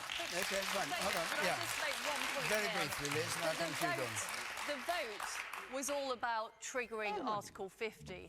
It was not about the deal with the EU. We've got the Great Repeal Bill going through later, which will be about the deal with the but EU. what's Ming saying This is about... if what you I'm don't get saying the deal, is then the what House of happens? Lords are trying to hijack the vote on Article 50, which was simply a question of, do you endorse the British people's decision to leave the EU? That was all they are being asked. The Great Repeal Bill is coming through. You will have your opportunity, Ming, to fully express your views on all of these issues at that point, and that would be the proper time, not for the Article 50, which is a simple question of yes or no, do you support the will of the British people as they voted in the referendum? Well, I'm accused of hijacking. Be very quick, then. I think we've had the point made. I'm accused of hijacking. I accept that the House of Commons has superiority over the House of Lords when it comes to legislation. The House of Lords has passed an amendment which is going back to the House of Commons. If the House of Commons rejects it, then the House of Commons is sovereign. I fully accept that. I'm not trying to hijack anything at all, but I am trying to reflect and to represent the interests of the 3 million people who work in the National Health Service, who work in our universities. All right. Point made. The woman, all right, no, no. The woman in orange there. 1, 2, 3, 4, 5. The woman in orange, yes. The 2 women in orange side by side. I think it's appalling that people could even consider making people who live in this country, who have made it their home, to send them back. As you said, we have parents. What about the teachers we have? If we're going to have teachers who are going to teach French and Spanish to our kids, I'd rather they were French and Spanish people and Italian people than English people. But Liz Truss says they're going to be allowed to stay. But do you not believe her? You don't know that. You don't know that. And I think it's... Who would we get to work? If for anybody else here who works in London, who would be serving our coffee in Pret? Who would be selling us our sandwiches in Pret? You're not going to get English people to take those jobs. But as I understand it, your point is that there is no guarantee, and Liz Truss is refusing to give a guarantee. What we have said is that this is a very high priority in the negotiations. We're confident we will secure a deal with the other EU countries. We do need to protect the interests of UK citizens living elsewhere in Europe. They are also extremely important, and we mustn't forget about them. But what I am saying is that was not what this week's debate in the House of Lords was about. It was about, do we trigger Article 50? Do we follow through on the vote of the British people in the referendum? And I think it is bad faith of the House of Lords not to follow through on that. All right, Ming, now we've had a lot from you, and very helpful it's been. Dawn Butler's turn. So wherever we go from here has to be for the whole, the 100%, not the 51.8% or the 48%. It has to be for everyone. What's the best deal for everyone? And that's what we have to look at. So there's 1.8 million people around that work in London. Now, the Lord's job is to look at a bill, scrutinise it, and then make that bill better. That's what they do in the Lords. That's what they've always done, and that's their job. And that's what they've done here. They've looked at the bill. Well, no, the vote was about leaving the EU, so we are leaving the EU. Now what we talk about is how do we leave the EU, and what terms, and what is the plan. That is now, let her have her speech. If it's a priority that you protect the status of EU citizens, then put it on the face of the bill. You shouldn't be worried about that. You shouldn't be concerned about that. Jamie McCall. Jamie. I mean, Ming can make the moral case better than I can. I'd like to think about it in a couple of different ways. If, as we're told, the country is open for business, then Britain needs to remain attractive to potential migrants. Now, right now, if I was a highly skilled migrant or a doctor or a scientist, and I was looking at the UK and considering working there, if I didn't think that my future there would be secure, why would I come in the first place? But also, any sort of leverage that we would get using EU citizens, which I don't think we should do, would be less valuable than the goodwill that a guarantee of their status would secure. We're about to enter 2 or more years of negotiations with the EU, and we need to be able to show that we can give as well as we can take. You, sir, in the third row from the back. The man there, yes. Yes, not funny, dude. I'm sick and tired, actually, of hearing politicians and everybody say that British people don't know what we voted for. We voted to get out of the single market. We voted to get out of the EU, and we voted to become Great Britain again and not part of Europe. I'm sick of people saying we can't use the word foreigner about people that come here. My wife is Russian. She's a foreigner. But she's my wife, and I'm proud of her. I think we ought to stop messing around and allow Brexit to get on, get out, and stay out. Yeah, but your wife is your wife, but she's not an EU citizen in the sense that she's not one of the 3 million EU citizens. What do you say about them, the people who are... Doesn't matter. I live in a block of 10 places. 8 of them places are foreigners. But I still get on with them. They're still my friends. So you'd like to see a guarantee given? No. Oh, right, OK. I want England to look after its own first. Right. OK, and you, sir, with the beard there. Yes. I speak on behalf of my wife. She's been here since 1972. She's worked here. She hasn't had any criminal record. She has been on benefits. She's retired here. We bought our house here. And now she's got a threat of being moved. She knows this country more than she knows her own country because she spent most of her life here. Do you think that's fair? Liz Truss. I absolutely want to be able to guarantee your wife the ability to stay here along with the other EU citizens who currently work in our country. But it has to be... We have to do these things in the right order. The first thing is that we need to trigger Article 50 to get the negotiations started. That is absolutely what the Prime Minister is focused on. That's what this debate is about. And then we've got the Great Repeal Bill, where we discuss the details and the terms of the deal. So that is the right moment to discuss that. We're going back to a fascist state here. You can't just take people out after so many years living here, contributing here and saying they're a bargaining chip. Nobody has talked about chucking anybody out at all. Nobody has advocated it, nobody has suggested it, it's not under discussion. What we need to be aware of is this, that when these negotiations get going, there are many, many very, very hard points, from fisheries to the right to live in places which are going to have to be dealt with by us, with European Union negotiators. If we give away a profoundly important negotiating point before we even go into the chamber, we are simply cutting our hands off. But what is the point of doing it? We just don't do it. And the reason for the government's behaviour, I'm no friend of this government. I think it's a ridiculous government. Right. I really do think that it is absurd to suggest that the government should give up a key negotiating position just before it goes into negotiations. Can I just ask you, Peter Hitchens, do you equate fishing rights with his wife and people? Well, actually, I think those people whose livelihoods have been destroyed by the theft of our fishing grounds by the European Union might well equate them. Yeah. How can they be a negotiating point when the government keeps just briefing that we're going to let them stay anyway? That's not leverage. Well, briefing is not negotiable, as anybody who's been briefed by a politician knows. And the woman there in the third row from the back. Thank you. Yes. Okay, thanks. I'm a migrant and I am a foreigner. I've been in this country over 20 years, and I think the real issue that we're not talking about is what the Home Office is doing at the minute. We have in Bedford many cases of people who have applied to have residency. They have an 85-page document to fill in. I had friends who've been living here 40 years, married, have children as well. And what happened? They've been refused to have a British passport. So actually, it's already happening now. You know, we're saying, oh no, the government is promising it, but actually, the Home Office is making it very, very difficult. And if you want to apply, you either have to be a lawyer or someone who actually is going to spend a huge amount of time to read all those documents. So I think we need to be careful, and I think Mr. Campbell, has done a great job. Thank you very much. And the woman in the second row from the back. You in the blue and white, yes. I think it's what Jamie said actually hit it on the head. It's about goodwill.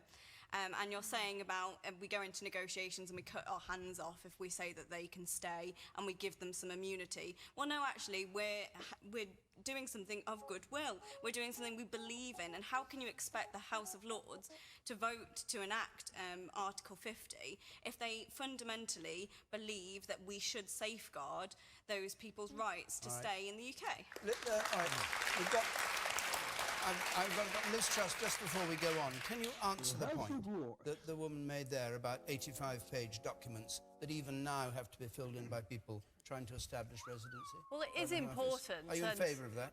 Well, I am in favour of it because it's important that we do have proper checks on people who are seeking residency in this country. And we have had, you know, ever since I've been involved in politics, issues with things not being processed properly.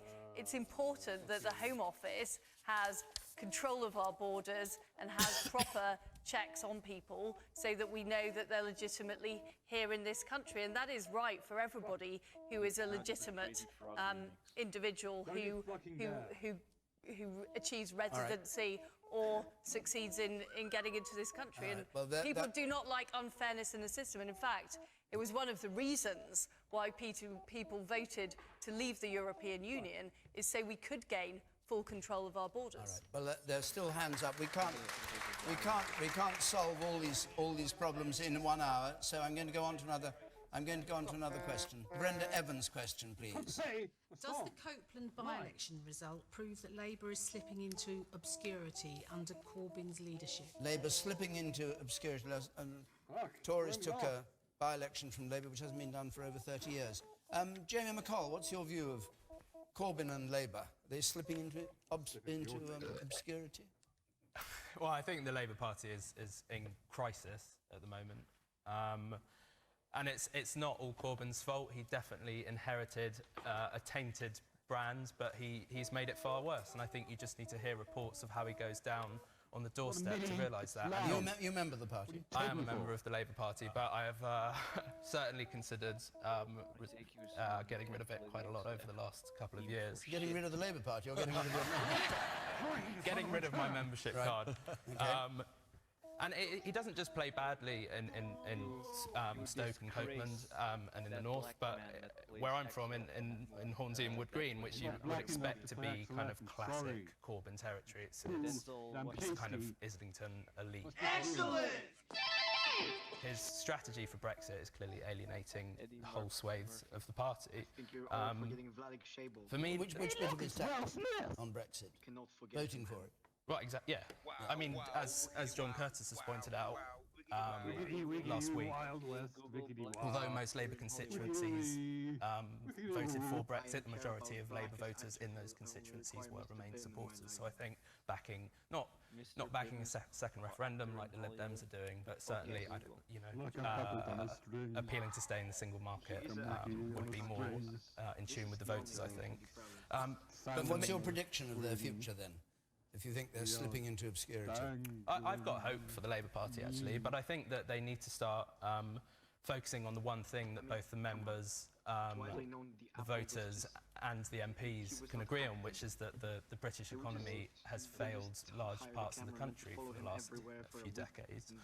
Inequalities between the regions, zero-hour contracts, the dominance of the city, the future of work. I want a Labour Party that's going to talk about the fact that 47% of jobs are in danger of being automated in the next couple of decades. That Labour needs to be offering a new deal, not sticking to the same line that they're the only party that can protect us from public service cuts. It didn't work in 2015, and it's clearly not working now if the Copeland by-election is anything to go by. Dawn Butler, you I think nominated but didn't vote for Jeremy Corbyn, is that right? I did vote for Jeremy Corbyn. You voted for Corbyn? Yes, I did. All the way through? I didn't vote for him first, but I did vote for him. Of course. You didn't vote for him first? Well, we've got a graduated system, so you vote for first, second, third. Who was your first choice? My first choice was Andy Burnham. Right, so you didn't vote in that sense for Jeremy Corbyn, only after Andy Burnham had fallen out? Yeah, but the thing is... No, just clarify. But I did vote for him, though. Yeah, well, yes. It's very unfair to say I didn't, but I did. You voted for him and for Andy Burnham? Yes, absolutely. Yeah, which do you prefer? Well... No. It's not about which I prefer, actually, because, you know, we are all members of the Labour Party and they both stood for the leadership. And the thing is that at that time, I think Labour kind of lost its identity, and Jamie's kind of right. It was like, where was Labour's identity? We were fighting whether we were going to support the Conservative Party Welfare Reform Bill, and I couldn't believe I was having this debate and fight in my own party, because obviously it was a bad bill and it's bad for the people that we cared about. So, you know, and this is why it was important to have Jeremy as part of that mix. And so at that point, when Jerry was the only person who voted against it, along with me, I voted against the Welfare Reform Bill, I knew that that was the direction that the Labour Party should be going in. And come to Copeland then, and last week's by-election, and the public opinion surveys show that more Labour supporters are dissatisfied with Jeremy Corbyn than satisfied. Right, so I just want to say there were 2 by-elections last week, believe it or not, and we won one. And I want to congratulate Gareth Snell for winning that by-election, because he gets forgotten in all of this. So it was really disappointing to have lost Copeland. I didn't go to Copeland because I suffer from car sickness and I think the roads are really bad, but I did a lot of phone calls. That doesn't sound like a warrior for... I didn't think I'd be much good to them getting there and being all green and sick, so I thought, but I did a lot of telephone, well, you need to fix the train system as well in Copeland, but that's another issue. Bicycles. All right. I got the train to Copeland, Tom, so... The most ingenious explanation I've had. I did a lot of telephone canvassing, both in Copeland and Stoke. And what went wrong in Copeland? And there was lots of dissatisfaction. There was lots of stuff around nuclear, and they didn't believe that the Labour Party wanted it as part of their mixed energy. So there was lots of issues. There was lots of issues in Copeland.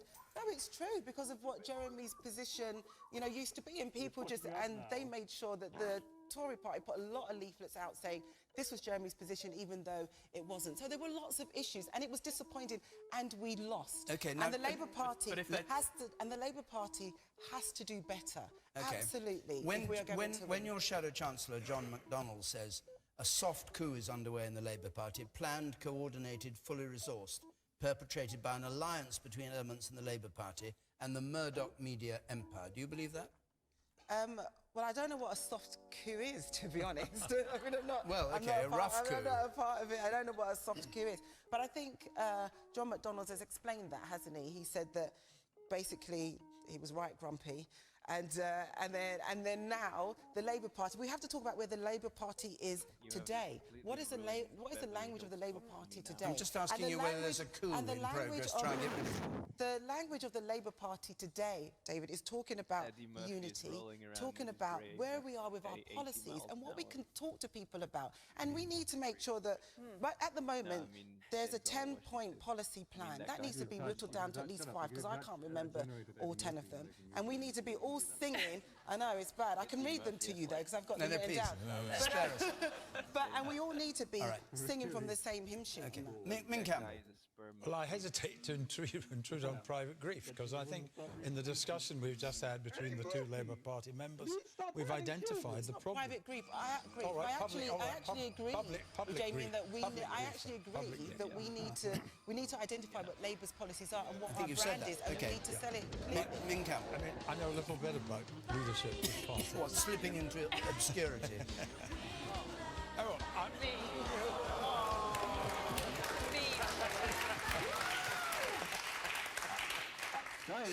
I'm on question time. That's not obscurity. I think Jeremy Corbyn really ought to look himself in the mirror and say, is my continued leadership of this party in the best interests of the whole of the party?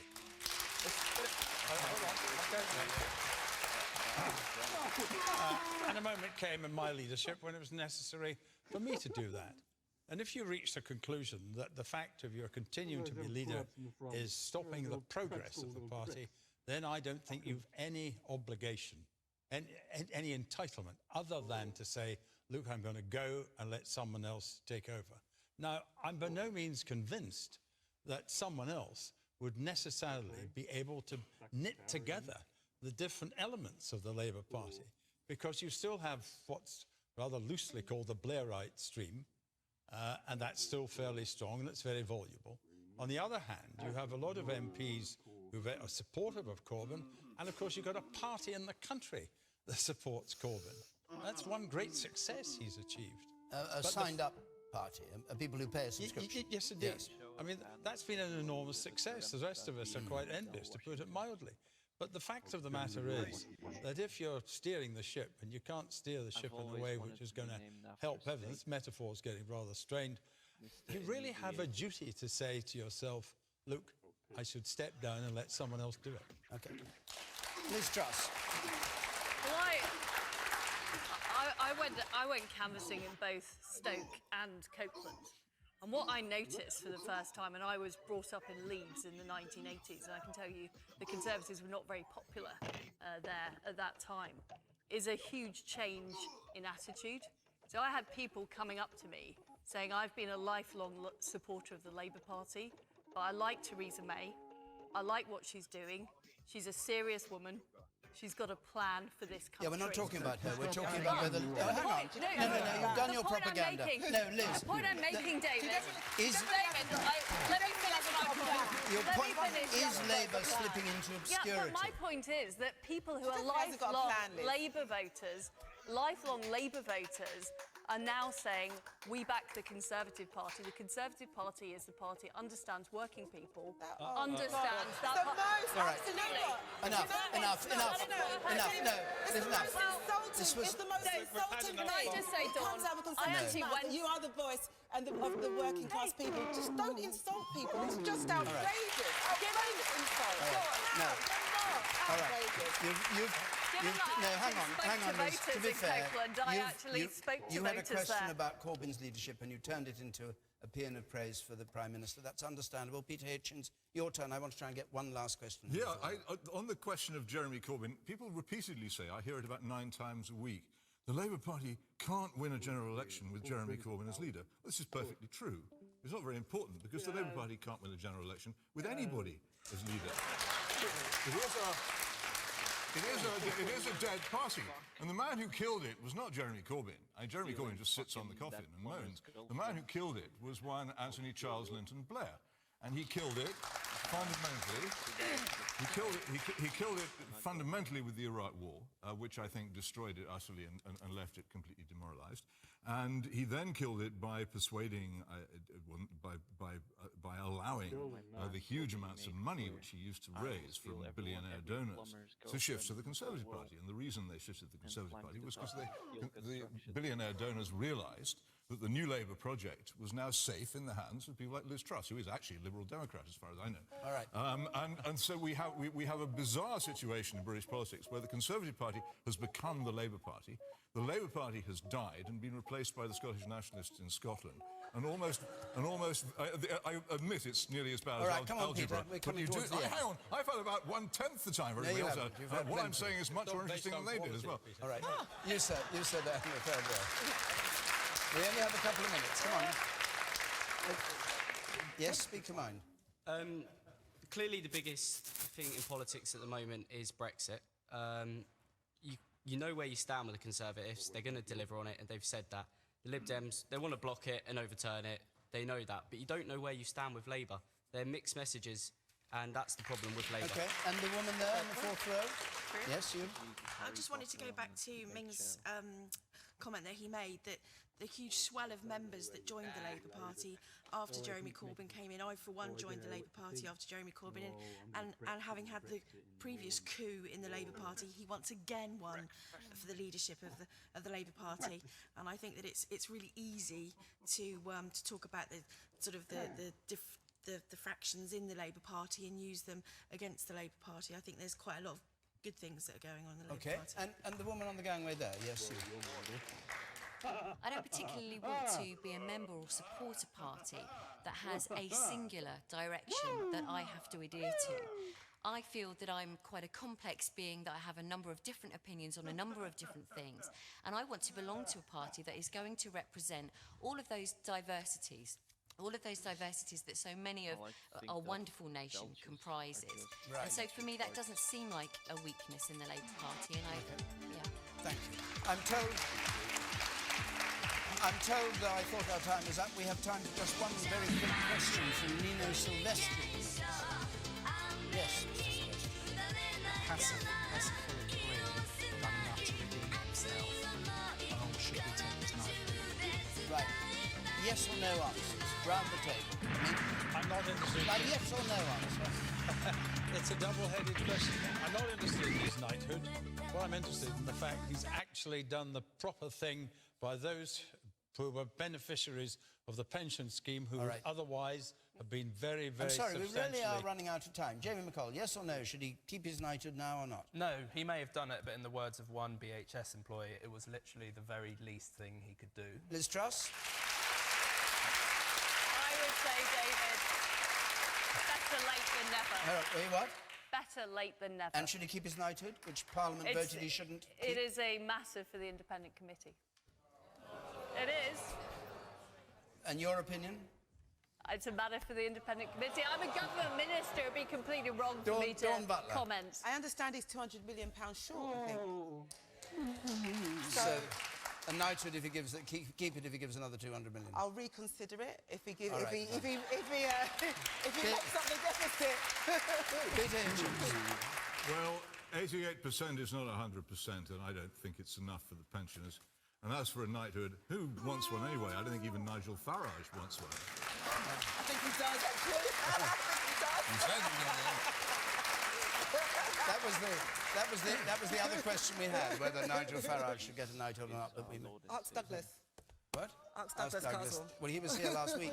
He was here last week, and we were told he'd stopped him getting a knighthood. I don't know if it's true or not. Anyway, our time really is up. We must go. We're going to be in Sunderland next Thursday, and we have the Shadow Chancellor, John McDonnell, among our panellists there. And the week after that, we're going to be in Bognor Regis. Now, on the screen, as always, the address you can go to if you want to come to Sunderland or Bognor Regis is the website address and also a telephone number, 0330 123 9988. 5 Live. If you're listening on 5 Live, the debate goes on until 1 in the morning on Question Time Extra Time. Here in Bedford, my thanks to our panel and to all of you who came to take part. Until next Thursday, from Question Time, good night.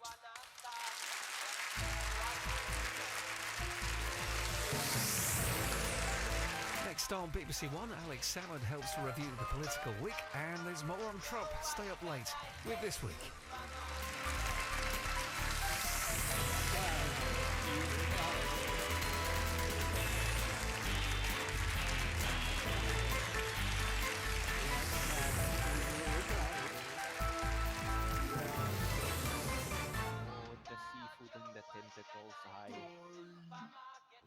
Good morning, this is BBC Breakfast. Morning, Dan. Morning, Jenny.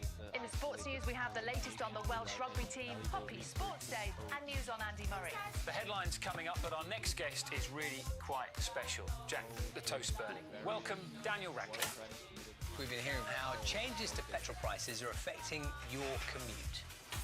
I'm talking to dairy farmers about milk, Jenny, and the cost to British shoppers. So let's catch up with the weather. Here's Carol.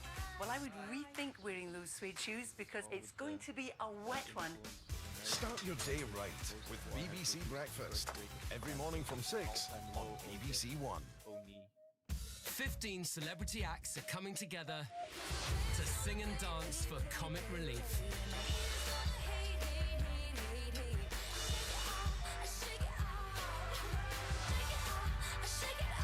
Let's sing and dance for comic relief. Starts Saturday at 6:45 on BBC One.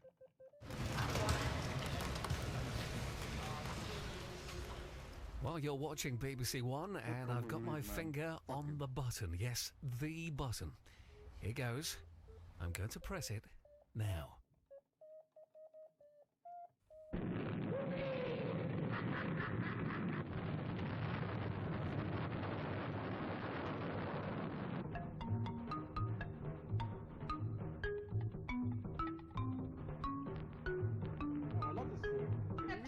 China. Russia. Good.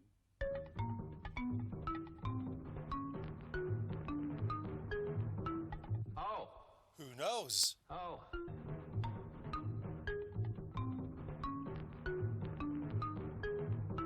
Fluids. Base. It is a mystery. 10 females to each male.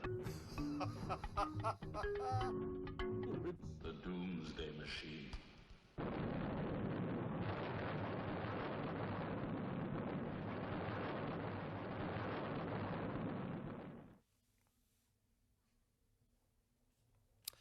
Evening all, welcome to This Week, the home of the soft sofa rather than the soft coup.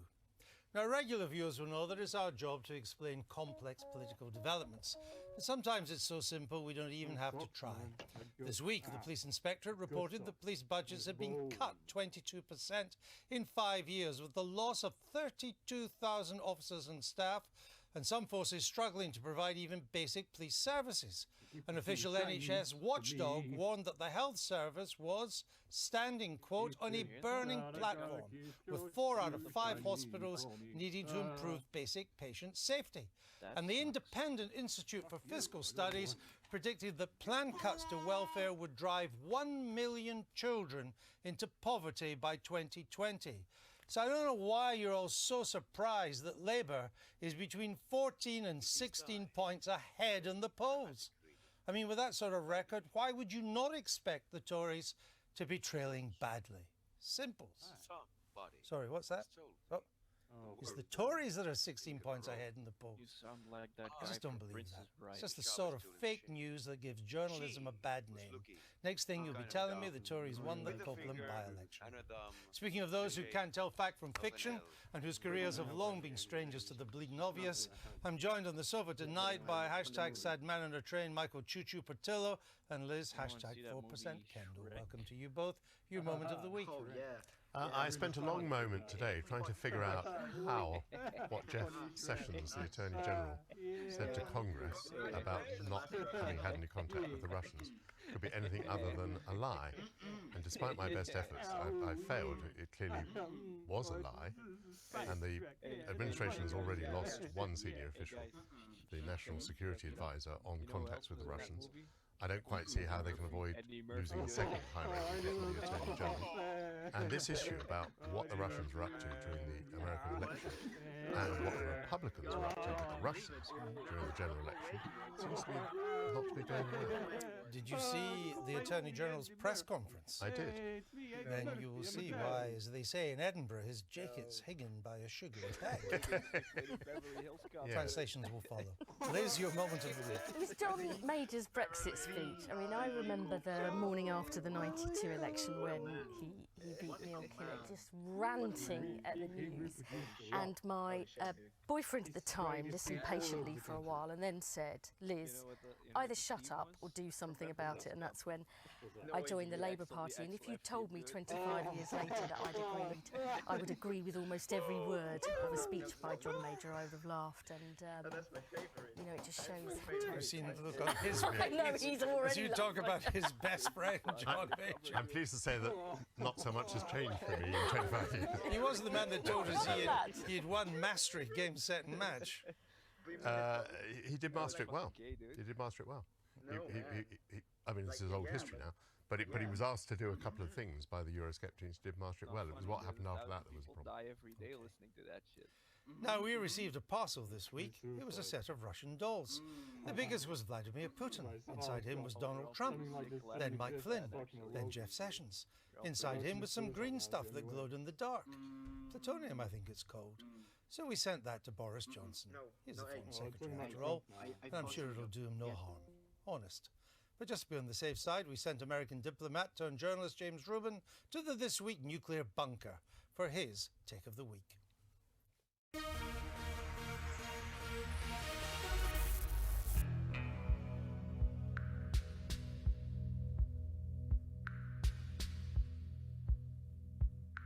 Long before President Trump took office, it felt like world events were spinning out of control. War raging in country after country in the Middle East. Millions of refugees fleeing Syria.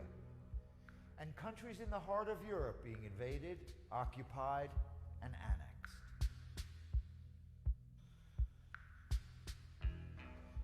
China laying claim to critical sea lanes in the South China Sea, with U.S. patrols then sent to challenge Beijing.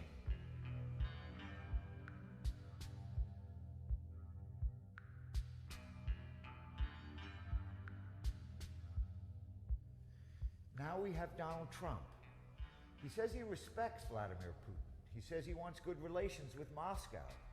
The problem is somehow he can't find the words to criticize Russia's invasion of Ukraine. But he does have the time to badmouth the trade policies and defense alliances that have served us so well, that have given us peace and prosperity in Europe and Asia for 70 years now. Putin wants to change all that. That's why he sponsors extremists for elections here in Europe, so he can weaken the West. The White House should be stopping him, not creating a crisis of confidence that will only end up helping.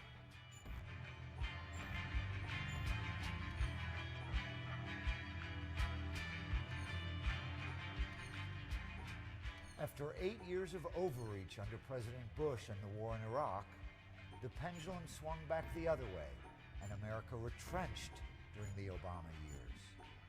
What we need is a steady hand somewhere in the middle. Instead, we got Mr. Trump.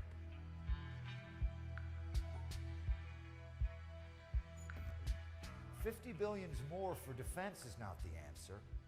We need a new president to inspire, to restore confidence, not to alienate our allies.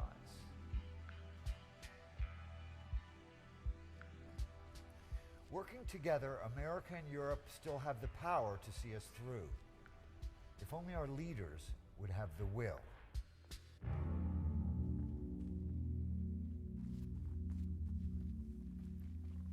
And thanks to Bunker 51 in Greenwich for releasing Jamie Rubin in time for the show. He's with me now. Welcome back. Thank you. Now, you said that the White House should be stopping Putin. Stopping him from what and how?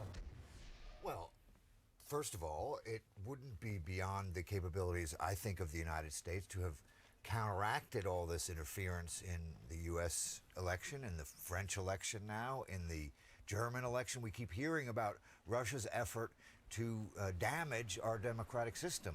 It wouldn't be impossible for the United States to have responded stronger to Ukraine in the past, and I certainly don't think we should ignore the fact that Russia has invaded another country. The thing about Trump, all the rest, I don't know what really happened, but I cannot figure out why he can't criticize this invasion of another country. You don't have to be for sanctions to criticize it. Sure, but why can't you do that? And that's troubling. But wasn't it Mr. Obama's job to stop Russian interference in the election? He was the president. Well, at the time. I certainly would agree that it's now apparent that President Obama and his team should have been tougher on the Russians. Every time the Russians interfered, there was no response. There was no response. So that's not Ukraine. Donald Trump's fault. Well, it's Donald Trump's fault for not recognizing this as a problem. It's Donald Trump's fault for not telling us we need to all gather together, work in unity.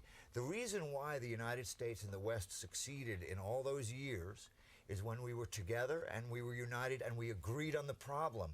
Right now, Germany, Britain, France, they don't agree with the United States on Vladimir Putin. Nobody can figure out why Mr. Trump is so calm about Putin's activities. What's wrong with trying to reset relations with Russia? I don't think there would be anything particularly wrong about that. I just want to go back over, where we've been. Ukraine was, Crimea was invaded by Russia when Obama was the president, and Putin predicted that there would be no reaction from Obama, and he was dead right. There was no reaction from Obama. I think actually the invasion of Crimea was largely provoked by European Union foreign ministers who were interfering in Ukraine and presented either a threat or an excuse to Russia. The fact is that since Trump has become president, nothing has happened. There may have been an absence of language that you would have welcomed, but nothing has happened, except for two things, which is that he's declared that he's going to increase defence spending, and he's told his European Union, NATO partners, quite rightly, that they should increase their defence spending because they are freeloading on the United States in Europe, and that message has been delivered much more strongly by Trump than it was ever delivered by Obama. So if one's going to talk about what the president has said, it's true that there may have been an absence of Cold War rhetoric, but it's also No, true... it's not Cold War rhetoric. But it's also true that he's done two things which actually are to the disadvantage of Russia. Well, Michael, I sure hope that your comfort level with Donald Trump sustains itself throughout these years. But you dismiss as Cold War rhetoric the idea that the President of the United States should declare with vigor and determination that a country in Europe should not invade its neighbor and annex a portion of it. That's still going on right now, Michael. It's not just something that happened years ago. There's a war in Ukraine. You may have missed it. What could America do about that? Well, he can declare that it's a problem. The fact that he can't criticize the Russian invasion of Ukraine is what's troubling me. The things you said are fine. Yeah. I have no trouble with increasing defense. But to dismiss that as Cold War rhetoric, you don't understand. Let me just say one No, thing. no. I need to hear from Liz. What's your take on this?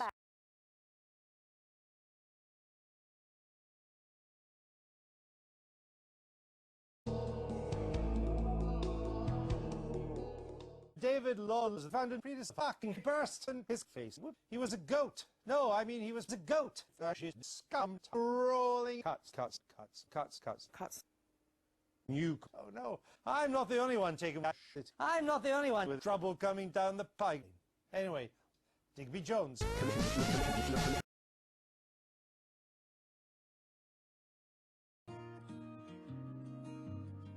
Confront Iran, and again, all the evidence is that Russia is working with Iran in the Middle East. You know, Russia's primary objective is to divide and undermine the confidence of the West, and ultimately that'll be bad for Trump. So the truth is, his strategic objectives, even as he set them, won't be achieved by coaching up Mr. Trump thinks that Russia is largely Europe's problem. It's a regional issue. He sees China now as the threat to US interests. He thinks Europe should sort out Russia. It's their problem. Well, I don't know that he's made that judgment.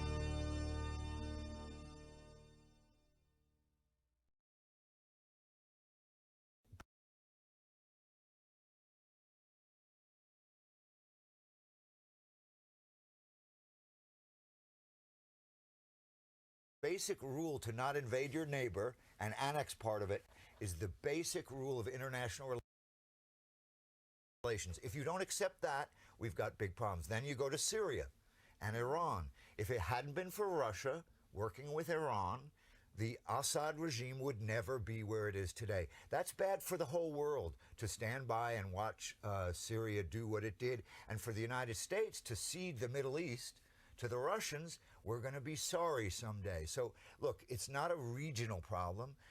When Russia interferes with our election, with your elections, yours, European elections. None of this happened on Trump's watch. No, it's happening today. It's happening every day. Crimea didn't happen. Ukraine didn't happen. The election didn't happen. Interference in Germany and France is happening today. Russian policy in Syria is happening today. Russian planes are interfering with NATO officials across Northern Europe today, and we may have an incident in the Baltics tomorrow. For you to dismiss this as ancient history, I think is not serious. But I'm not dismissing it as ancient history. I just can't believe that the man who supported President Obama for the last 8 years, and remember, President Obama has only just left office, can come here and via us, lecture President Trump. What You're talking about me? Yeah, I'm talking about you. You haven't been listening to me. I have been listening to you. Michael, let me be as clear as I can. You just declared me the man who was Obama's supporter for 8 years. I said in the piece, and I hope you were paying attention, I said that George Bush overreached through the invasion of Iraq. And then I said that President Obama underreached and retrenched in the United States, and that what we need is somewhere in the middle. So please don't dismiss me as an Obama lover who's suddenly criticizing Trump. Listen to what I said on the tape. I think Donald Trump is bad for us because we need somebody in the middle. We don't want to overreach. We don't want to underreach. We should just be the leader that the world needs right now. Well, I have a feeling that Trump may turn out to be exactly what you I hope so. desire, which is something in the middle. And certainly the two things that he's said, which I've already alluded to, the extra spending and telling NATO to get its act together, would push us in that direction. I mean, the Americans think it's time Europe paid more for its own defence. As Secretary of Defence Mattis said, you can't expect Americans to care more about the future of European children than the Europeans do. Well, I've been, you know, a strong supporter of Britain and the other NATO countries paying what they have promised to pay. I think that's absolutely right. Mrs. Merkel says she's not going to reach 2% until 2024. Well, even though she runs a massive budget surplus and a massive balance of payments. I think if you make a commitment as part of NATO or any organisation, you should meet it. But what I don't think will help make the world safer is to kind of engage in what, you know, as his announcements this week, in some kind of unnecessary and quite frankly dangerous nuclear arms race. I don't think in cutting funding for the State Department and foreign aid, he could actually be reducing America's influence in the world and making states less safe. So, and it also raises big questions for the UK, because, you know, we used to be a leader in Europe and a bridge between Britain and Europe. Now we're neither. Well, hold on, the Europeans will need us more than ever now. They will on the we're defence the only side, other military power that matters in Europe. On the defence side, but let me say this, you know, our objectives are also different. This is actually a point John Major made in his speech. We want to contain Russia and engage China, and Trump wants to, you know, engage Russia and contain China. We have very different objectives on trade, on refugees. We have a different view about protectionism. And I think this is going to put us in an extremely difficult position if Theresa May believes that, you know, having a much, much closer relationship with Trump is going to be the solution to all of our problems. Let me finish off and ask you, Jamie Rubin. Surely the fact that Mr. Trump, he wants to take a tougher line with China, that's been quite clear. That means he can't really be seen to be too soft on Russia, because Beijing will see that as a sign of weakness. Look, what you say on its surface is fair enough. The problem is Donald Trump doesn't know what he thinks. One day he was making a phone call to the president of Taiwan saying, I reject the one China policy that's been the basis since Richard Nixon and Henry Kissinger started relations with China. And the Chinese did what they always do, say, oh, if that's your position, we don't really want to talk to you. And so Donald Trump capitulated. And he had to agree to the one China policy before the president of China would even get on the phone with him.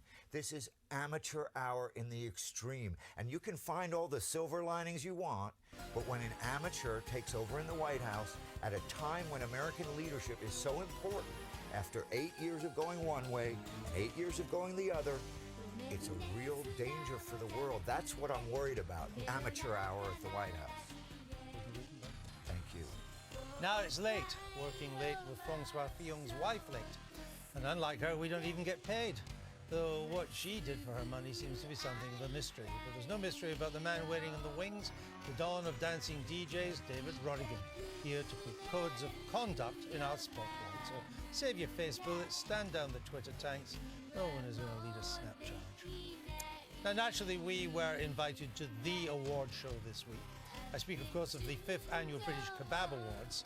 It doesn't get better than that. They even managed to put the right names in the right envelopes. That's how good they are. Of course, if we'd known that the Oscars wasn't a tedious lovey fest, but had reinvented itself as the funniest comedy show on earth, we'd have been off to Hollywood in a shot. Anyway, here's Kevin Maguire with his award-winning roundup of the political week.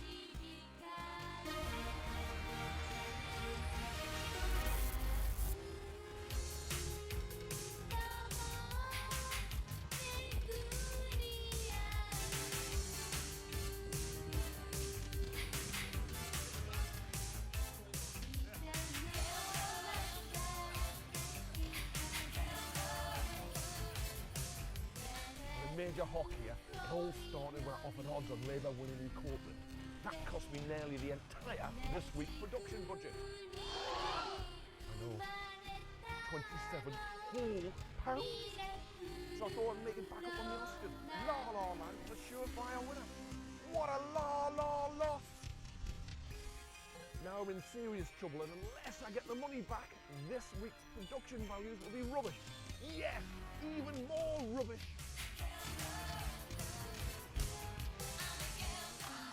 The political week started with a row over changes to the benefit system. The Prime Minister's policy advisor, George Freeman, defended withholding assistance for people with mental health issues, arguing they didn't really need help.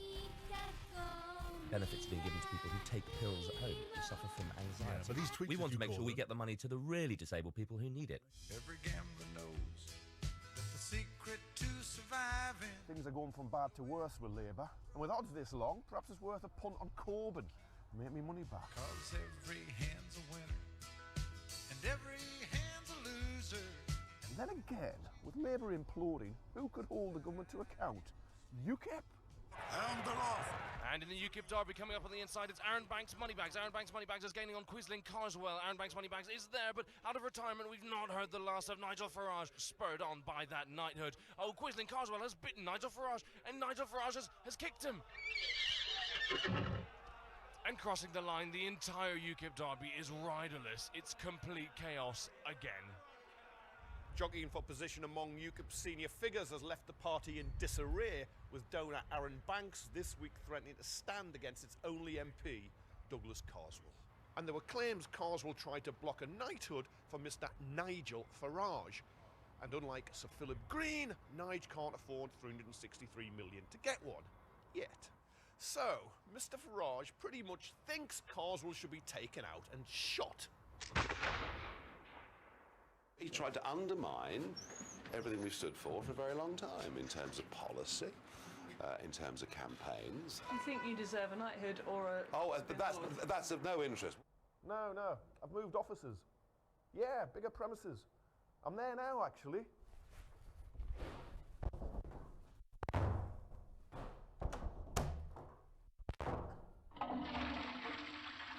The Tories are romping home and Mrs May's got tight reins on the Tory backbenchers. But some of the Conservatives are a bit skittish about Brexit. 8 months ago, a majority of voters opted to leave the European Union. I believed then, as I do now, that was an historic mistake. A hard Brexit, which is where we appear to be heading, is high risk. High risks? Mistakes? I know all about that, though the Foreign Secretary was having none of it. Sometimes I get a bit impatient when I hear people droning and moaning about the state of the world, and I hear them warn that the sky is about to fall on our heads, or not inconsiderably likely to fall on our heads, and I feel like saying, come off it, sunshine. The odds are lengthening considerably on an easy ride for the Brexit bill after the Lords this week in the committee stage passed a significant amendment protecting EU nationals already living here. Ping pong, anyone? These people need to know now, not in 2 years' time or even 12 months' time. They simply can't put their lives on hold. Just as Brexit means Brexit, legally resident means legally resident. And were I in that position, I would be much more concerned to have a statutory right than a political assurance. Morning! I've hit a bit of bad luck. I borrowed a fiver off Michael, and when he wanted it back after 10 seconds, he set the bailiffs on me. Look at me now. I just need one high-stakes win to turn it round. Talking of high stakes, people in Northern Ireland went to the polls today to elect a new power-sharing executive. But tensions between the DUP and Sinn Féin mean forming that executive might be difficult, raising the possibility of a return to direct rule. Oi! Get out of it! Bloody urban foxes, come back!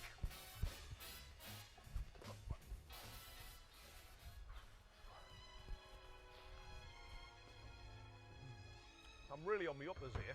I feel like Jeremy Corbyn. The Labour leader went on benefit cuts at PMQs, but couldn't land a killer blow, even up against jokes as bad as this. Withdraw this deep decision, this nasty decision, accept the court's judgment and support those going through a very difficult time in their lives. That is how we will all be judged. After the result in Copeland last week, the Honourable Member for Lancaster and Fleetwood summed up the by-election result by saying it was an incredible result for the Labour Party. You know, I think that word actually describes the right honourable gentleman's leadership. Incredible. Hang on a minute. This is the EU's headquarters in London. They've got loads of money and experience dealing with the displaced. Merci! Ik ben un desperado from this week. Mayday, s'il vous plaît. Oi! Get off our historic HQ! Ah, bugger. They've sold it to the Tories already. OK, no more gambling for me. I'm off to busk outside of Annabelle's. Luck be a lady. Luck be a lady. Tonight.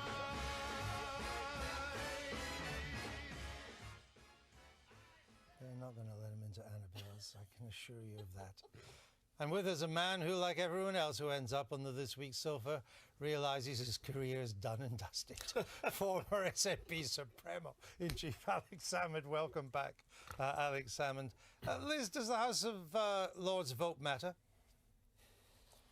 I hope it does. I hope it persuades some Conservative MPs to change their mind and back that amendment. I think it is the right thing to do for people who came here believing, their future would be secure.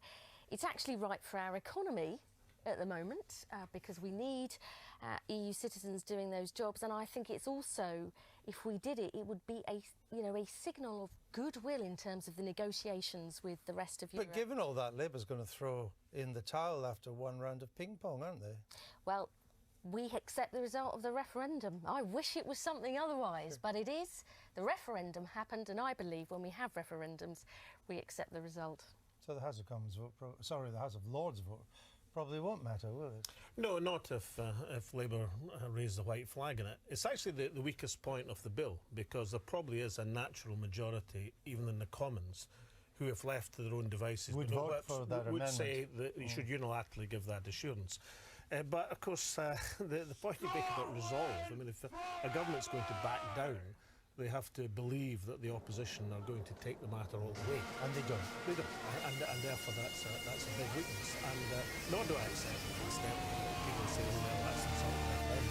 No, the referendum didn't on the ballot paper say European citizens will have their rights jeopardised. It didn't say we're coming out the single market. It's a perfectly legitimate case for putting the heat on the government far, far more than the opposition is doing. The House of Lords is full of people who want a soft Brexit rather than a hard Brexit. But if you give away an important point before we've had a negotiation, it follows that the Brexit will be harder than it otherwise would be. No, it doesn't follow at all, Michael. I mean, I rather agree about the gesture of goodwill.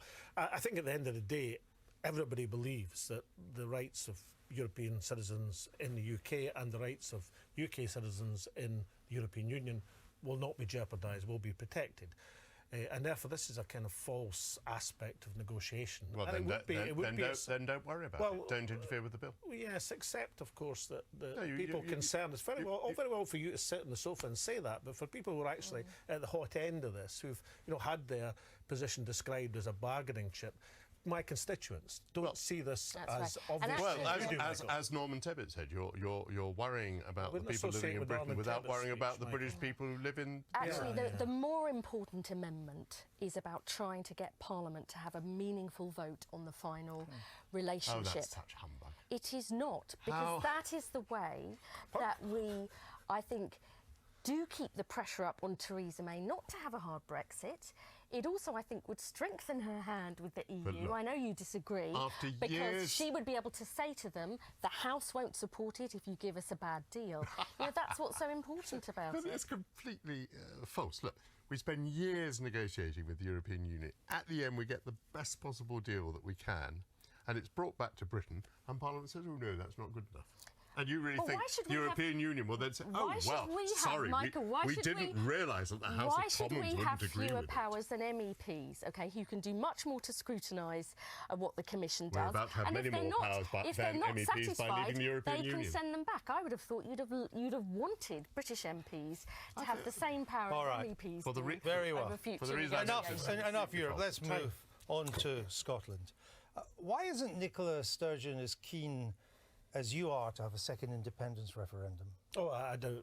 Well, I'm sure there's no difference between us in that. But I think Nicola's going about things in exactly the right way. She's offered a series of compromise proposals. They've been knocked down one by one. The last remaining one is the proposal to keep Scotland within the single market, even if the rest of the UK goes out. An argument which has been described as possible by a cabinet minister. And that's the one that the UK government have still to respond. So if they don't respond in the way that she would like, if they don't, will there be a second referendum? Well, the criteria is to put it in as part of the negotiating position, to say that's what And my Scotland understanding is the government isn't going to go down that route, rightly or wrongly. You'll forgive Nicola Sturgeon if she waits for the government. No, of course. But will there be a second referendum or not? Well, I'll tell you what, I was struck by a quote from a Downing Street source, I think it was in the Times this week, which said, "We might have 3 constitutional crises together, Brexit, a Scottish referendum and direct rule in Northern Ireland."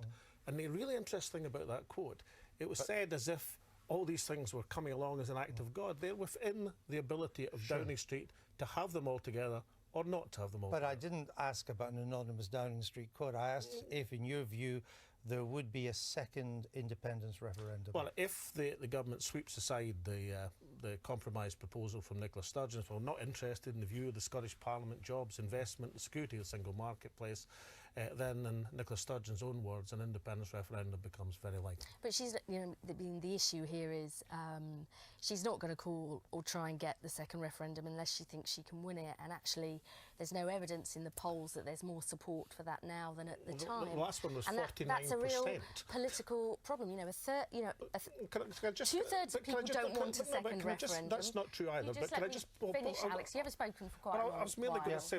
No, hold on. Let's get has to have a say, like everyone else. Don't want a second referendum, and if there was one, it looks like there'll be the same result. And the truth is, that's a real political problem for the SNP. Right. Okay. Take the 2 points together. There's been 18 polls since the Brexit vote. 17 out of the 18 have shown support for independence on a binary choice higher than it was in September 2014. That's just a fact. And secondly, but they still show the minority, though. Not all of them. I think 3 have shown a majority. Right. But on a poll of polls, there would still be a vote against about independence. 47-48%. The last poll was 49%.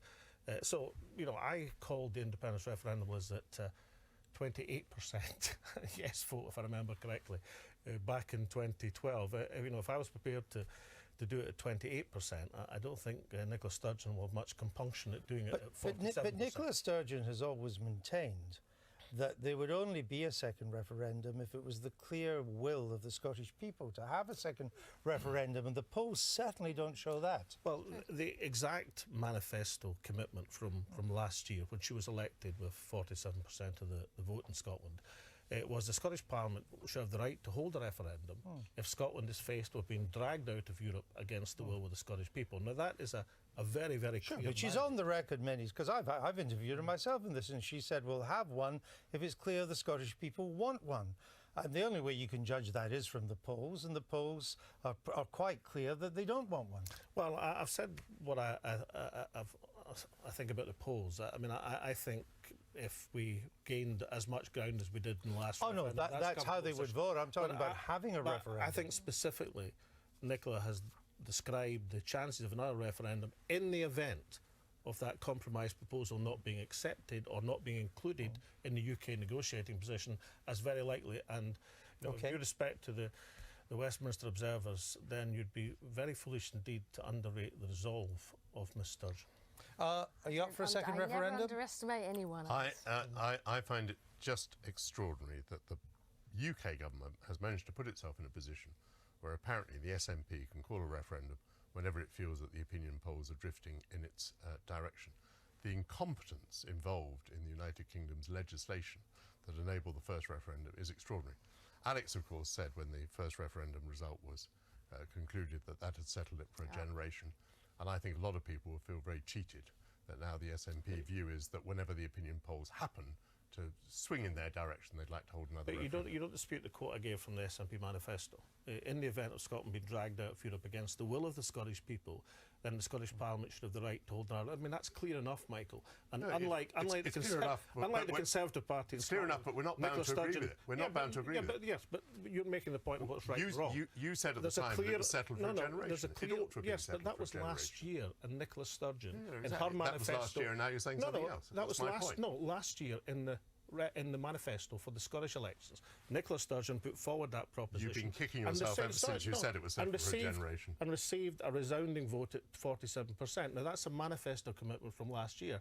Are you saying that she doesn't have that commitment or doesn't have that mandate? You made one mistake when you said it was for a generation, another mistake when you left the leadership. I've made many mistakes, but probably less than you have. Can I just ask you on a technical, what if the Westminster government says, if you want a second referendum, then you should have a second referendum, but you can't have one until the Brexit deal is done, till the Scottish people know what the choice is, Britain out of the EU on these terms, or independence? Well, I tell you what, Andrew, on a clear manifesto commitment, if there's a majority, but if there's a majority in the Scottish Parliament, my view is that that boat sailed when David Cameron first resisted the idea of a Scottish referendum. So you would have a referendum before we knew what the terms of Brexit were? Well, I think, you know, the soonest you could have a referendum now is next autumn, a year comes because the Brexit deal won't be done by then.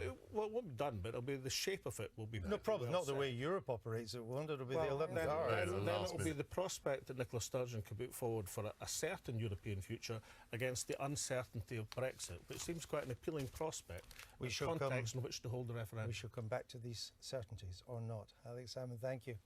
Now, Shadow Chancellor John McDonnell thinks there's a soft coup underway against the Labour leadership. There's even a suggestion that Peter Mandelson might be behind it. So Mr McDonnell is inviting Mandy round for tea, which is probably a euphemism for breaking his legs. Here on This Week, a cuppa means just that, and you have to bring your own milk. To keep this well-oiled machine running, cast and crew have to abide by certain civilised norms. No soft coups, no kneeling on sofas, no kneecapping, and no Pete Doherty. That's why we're putting codes of conduct in this week's Spotlight.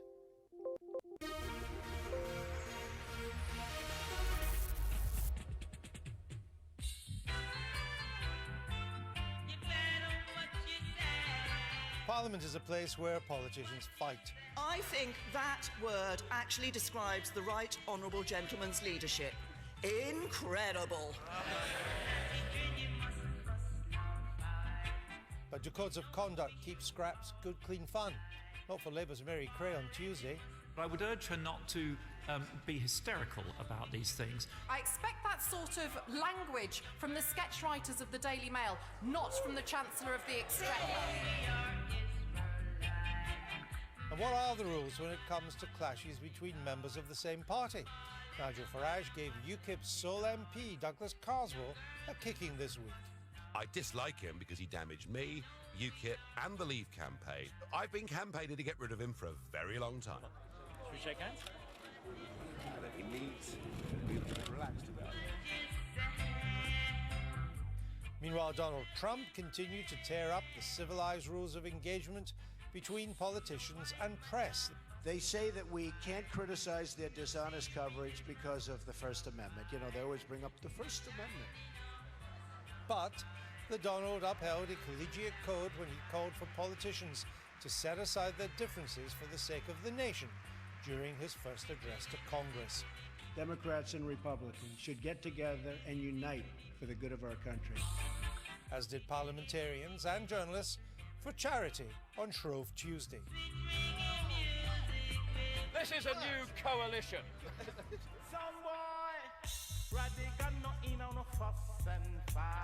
Clashes are reggae DJ David Rodigan's bread and butter.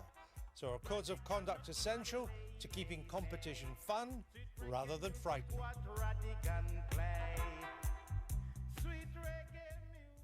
And David Rodigan joins us now. Welcome to the programme, David. Thank you. Now, you're a reggae DJ. You specialise in sound clash. Michael obviously has no idea what I'm talking about here. But does it have a code of conduct? Oh, it most definitely does. And it stretches back over 60 years. Jamaicans love contest. And back in the late 50s and then rolling into the 60s, these enormous mobile discotheques would travel around the island entertaining local communities. And they were powered and driven by acetates that were exclusive recordings. What we would call a dub, a reference disc, and then they started importing records from America, and then they started making their own records. And the essence of this culture is that ultimately it boils down to contest. Who can draw the biggest crowd? The quality of the sound system, and teams of sound system players, there are at least half a dozen in a team, they've all got a job to do. And in later years, that then led to actual clashing.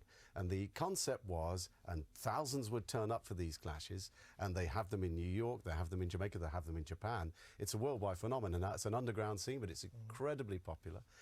To watch Italian sound system clashing against German sound system speaking in patois is something to behold. They're that obsessed with the culture. And they follow a kind of general code of conduct. Oh, absolutely. There are sort of rules of the game. And the rules are quite clear. You have to have a spokesperson for your sound system. He or she is termed a mic man, a mic person, and they have to refer to the track that's just been played. So you'll find yourself keeping it very simple. If you go to the grand finale, which is the 1-for-1, there's an elimination process and 6 sound systems or 8 sound systems. Really? You're left with 2. This will last 4 or 5 hours. You're left with 2, and it's a playoff. They have to play the best of 10. And every recording they play has to be unique, and it has to have their name in it. So all this has been customized. Now, if your competitor has just played a song, for example, by Johnny Osborne, your speech has to connect to that track, the rhythm track, or something that would lead you and your team to playing a better Johnny Osborne or a counteraction to that Johnny Osborne. So the speech is all important, and the speech can sometimes get a bigger forward, which is a Jamaican expression for response from the crowd, than the actual record. The speaker is very, very important. You see, listening to you then, if this has rules of conduct, which on the face of it would seem less like a clash without rules, it seems to be that everything has to have rules of conduct then in some way to work. Well, of course, and that's the way it works best. And it's when people break those rules of conduct and punch below the belt and make unnecessary personal comments because they're lost for words or they don't know what to say in connection to the music. Because the essence, what draws people to these clashes is how exclusive the music selection is and in the way in which it's played. Is the arbiter of this the crowd? Yes, absolutely. Right. Thousands and thousands of die-hard fans will stand there in Brooklyn from 9 at night till 4 and 5 the following morning. They won't like it if you break the rules, They don't like it, and it can cause boos. Sometimes the race card is used, personal comments are made, and the crowd will react accordingly. You love this, don't you? No, it's a phenomenon. We should have a this week trip to see one. Yes. I'd love to see Well, one. it is a phenomenon, and I got into it with a fellow broadcaster. I work for the BBC. I have a show on Sunday evenings, and years ago I started working with a fellow colleague in Jamaica, and we did a radio clash on the equivalent of JBC. Where can we see you next? You can see me in a field somewhere this summer. Listen, I didn't want to bring them in too much, A, because they didn't really know what you were talking about, and B, they were learning something, and that's always useful. Well, absolutely. And great. Thank you for explaining all that. It's great Thank to you see so much. Thank you. Thank you. Now, that's your lot for tonight, bruvs, but not for this crew. We're heading for Lulu's crib. It's going to be a mad ting. Naturally, I have no idea what I'm saying, but I'm told there might be some ballroom dancing and a string quartet. For those of you who can't hack the pace of such a turbocharged all-nighter, we leave you with the soothing sounds of Melania Trump, who on her first charitable public engagement to children at a New York hospital made a reading. Nighty-night, don't let Dr. Zeus, or for that matter, the First Lady, bite. So, do you know what is today? Do you know what is today? It's a reading day. You know that? Yeah? I came here to encourage everyone to read and to just think about the books and what you want to achieve in life, and just extend your horizon. You're off and away. You have brains in your head, you have feet in your shoes. You can steer yourself any directions you choose. You're on your own, and you know what you know. You're too smart to go down any too so good street.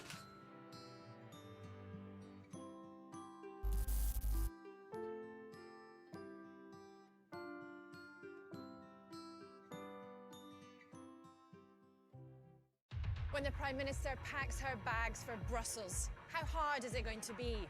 Is she ready? Is the country ready? to do the deal. Laura Kunsberg looks ahead to what the Brexit negotiation might mean for Britain. Brexit, Britain's biggest deal. Thursday at 9 on BBC Two. The thing that's so clear is that it's 100% honest. It's an amazing photograph. We're right in the middle of the action. The remarkable story of British photography. The only cameras that were there that day were privately held cameras.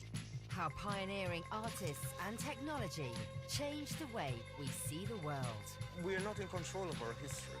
We need to write it ourselves. Photography season begins with Britain in Focus, starting Monday at 9 on BBC 4. So the weekend's coming. I've got a feeling there's more rain on the way. Here's the weather for the week ahead now on BBC One with Jay Wynn. Hello there.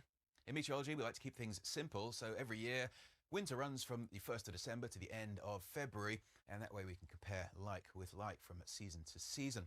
What about the season just gone? Well, actually, when you look at the average temperature, it was up a little bit, pretty much across the board, so it was on the mild side. When it's mild in winter, you'd expect it to also be quite wet and quite windy, but it wasn't. Here's the winter rainfall map, and most places were a good deal drier than average, mainly because we had high pressure blocking weather systems from coming in from the Atlantic for much of the time.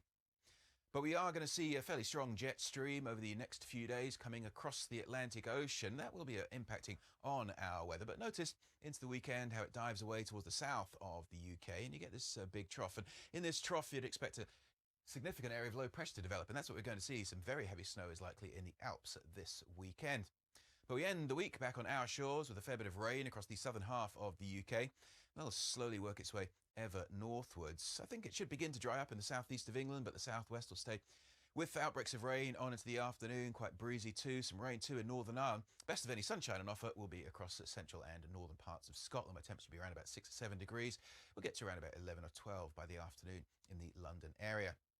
Then on into the weekend, and it looks like there will be some rain at times. Some of that could be on the heavy side. There'll be a bit of a breeze to go with that rain, and in the wind and the rain, it's not going to feel great. Still a little bit on the chilly side. Now, Friday's rain continues its journey northwards through the evening, and then at the start of the weekend, you can see the isobars getting closer together across Scotland, so the winds will be picking up, the rain will be setting in, and it'll be quite wet and quite windy too in Northern Ireland. There'll be some outbreaks of rain for the eastern side of England too, but the further south and west you go, it's more like scattered showers coming in on the breeze. Many places will be around about 8 or 9 degrees, might just about get to 11 or so in the southeastern corner.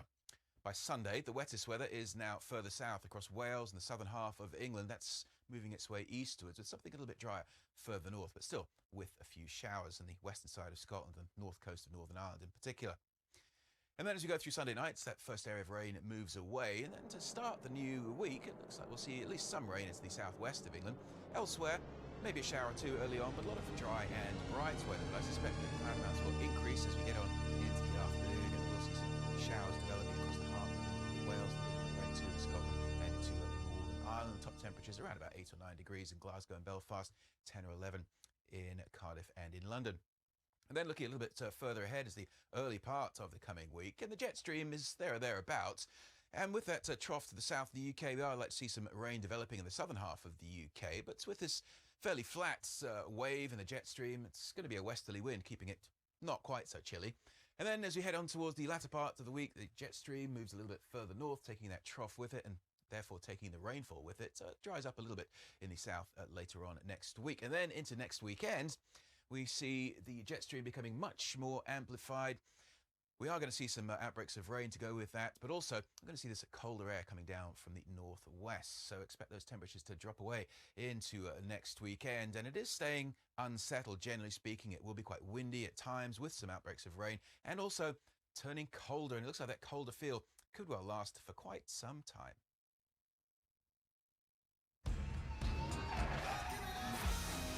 Oh, it's on. Let's go racing. Let's do this.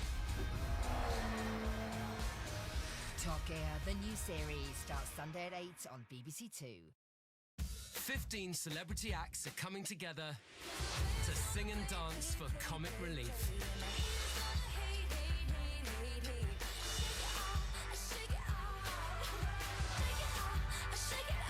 Let's sing and dance for comic relief. Starts Saturday at 6:45 on BBC One. You may now go to bed. Sleep well, speak soon, and from the team, yes, there is a team here on BBC One. It's good night as we join the BBC News channel.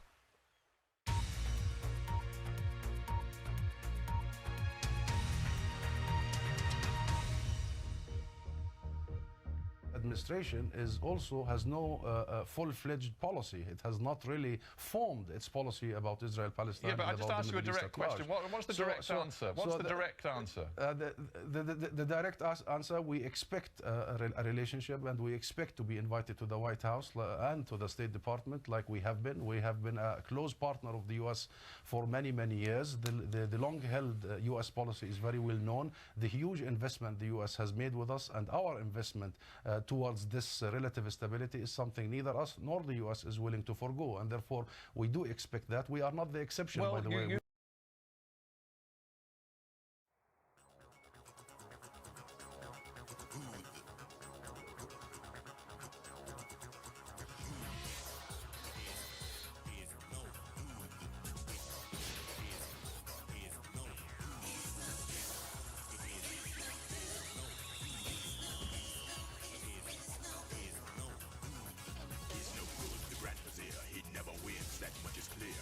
Out Sultan, chances are for him there's no fight too bizarre.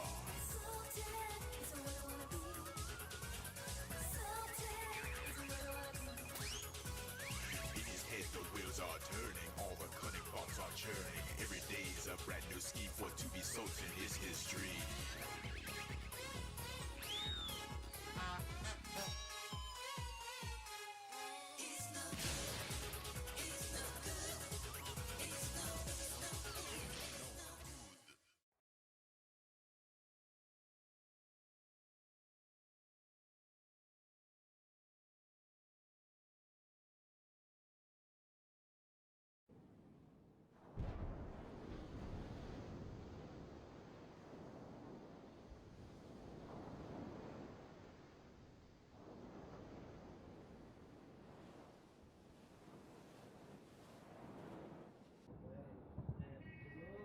الله أكبر.